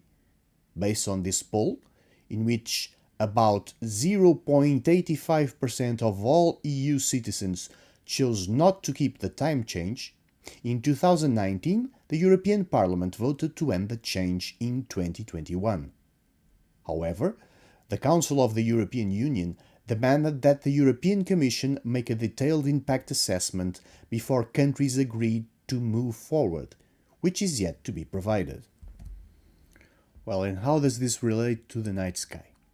Well, if you're facing towards southwest, about half an hour after the sun sets, you can actually see the Orion constellation appearing. The Orion constellation is represented by this giant hunter. You can see him here holding up a pelt and a club, and he's facing this bull. They seem to prepare to have a confrontation. But actually, nothing in Orion's story relates to a bull. Orion is depicted as a hunter, and he was the lover of Artemis, but that love wasn't very well received by her brother Apollo. So Apollo decided to kill Orion by sending a giant scorpion. During the battle between the two, Artemis tried to kill the scorpion with shooting an arrow, but the arrow missed the scorpion and hit Orion instead. While he was dying, Artemis pleaded to her father Zeus to save him, so he decided to put both of them, the scorpion and Orion, in the sky. But so they wouldn't be facing each other ever again, he put them in opposite sides of the sky. That's why you usually see the Orion constellation in the winter and in the beginning of spring, while Scorpion usually is seen, Scorpion the Scorpio, is usually seen in the summer and the beginning of autumn. So Orion is here facing the bull. Like I said, the bull is not part of Orion's lore, at least for the Greeks. But he might be indirectly related, because for the Babylonians, this constellation was actually Gilgamesh, the hero Gilgamesh, and he was facing a bull. The Greek equivalent of Gilgamesh is Hercules, not Orion. And one of the 12 labors of Hercules was actually capturing the Cretan bull. So maybe Orion actually is Hercules in disguise. The bull, for the Greeks, actually represents Zeus. He was known for seducing many mortal women to the dismay of his wife Hera. And in the form of this bull, he tried to kidnap, well, he actually kidnapped the princess Europa. And the reason why you only see half the bull is because he's submerged in the sea while carrying Europa towards Crete. Accompanying Orion, you have his two hunting dogs, the big dog and the small dog. So it's Canis Major and Canis Minor. Canis Minor, or the small dog, wasn't a constellation to the Greeks. It only started being a constellation in the Roman mythology. And the reason why, or maybe the reason why, is because this constellation only has two stars, one very bright, the other not so bright. So it's actually kind of hard to build a constellation of only 2 stars, but the Romans did it. Well, and besides the lore, these constellations also help us see a lot of interesting astronomical objects in the sky. For example, finding the constellation of Orion is our first step today. If you're looking towards the southwest at dusk, you just have to find this very large rectangle made up of very bright stars. And inside this rectangle, you have 3 also bright stars, but they are almost aligned in a straight line. So let's start with the star in the upper left corner of Orion's rectangle. So it's kind of the shoulder of Orion, one of the shoulders of Orion. This star is Betelgeuse or Betelgeuse. Actually, we don't know exactly how to pronunciate this name because it comes from Babylonian and German and Greek and Roman all mixed together. So we don't actually know how this name is pronounced, but let's go with Betelgeuse. This is a very large star. It's a red supergiant. It's almost 1,000 times larger than our sun. So if you put it in the place of the sun, it would actually occupy all of the solar system space up to the orbit of Jupiter. So Mercury, Venus, Earth, Mars, and probably even Jupiter would not exist because they would be inside this star. But this is a star that won't last that much longer. It's almost exploding as a supernova. It will explode as a supernova very, very soon. But when I say very soon, it's in an astronomical scale. So this star might explode today, tomorrow, next week, or sometimes in the next million years. Hopefully it will happen in our lifetime. If it does, the explosion will be so bright that you might actually see this supernova during the day. Then you have the 3 stars in the middle of the rectangle, Orion's belt. And just below Orion's belt, you have 3 other very dim stars. The one I'm interested in showing you is the one in the middle, not the one that you see identified there, but if we zoom in, you start seeing that this region of the sky actually has a nebula. This is Orion's nebula. The Orion Nebula is one of the closest star-forming regions that we know of. It's actually visible to the naked eye if you are in a place with a dark sky. So if you go to a place without light pollution, you can see it with just your eyes. You don't need binoculars or even a telescope. It's a large nebula. If you try to go across it, even at the speed of light, you would take around 30 years to do that. And curiously, all you can see of this nebula is being lit up by the radiation of 4 stars, more or less in the middle of it. They are known as the trapezium stars. You can't actually distinguish them. You can't distinguish them here because they are very, very bright. But they are actually 4 stars in a trapezium, and just the radiation of these 4 stars illuminates every part of the nebula that you're seeing here.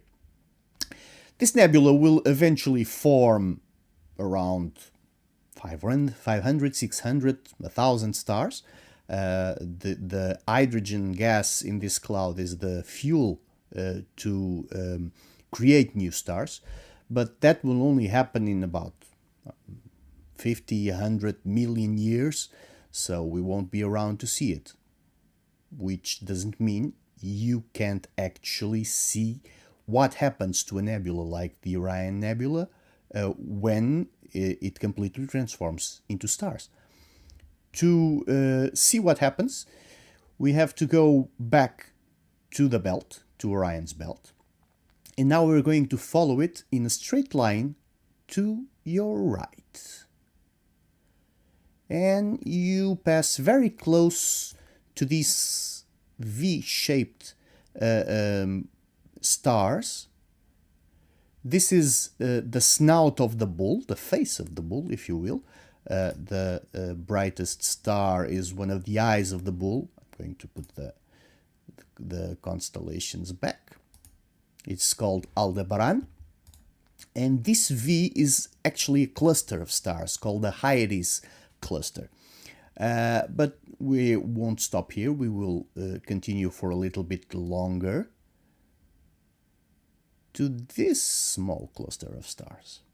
So I'm going to zoom in a little bit, and you can actually see that this position, these are, well, you can see easily with the naked eye around 7 stars. That's why this cluster of stars is sometimes known as the Seven Sisters, but they are actually the Pleiades star cluster.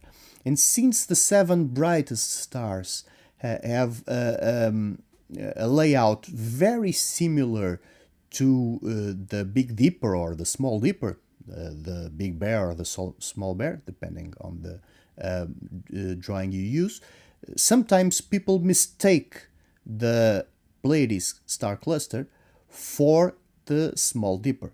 So they think that this is the region of the sky where they will find the North Star. This is not the Small Dipper, the Small Bear. You won't find the North Star here. And they aren't actually 7 stars. They are much, much more. This is a cluster of almost 1,000 stars. And this is the result of a nebula like Orion's Nebula 50,000 million years from now. So this is what happens when the nebula completely transforms into stars. These are very young stars. They only have around 100 million years old. If it seems a lot, to me and to you it is.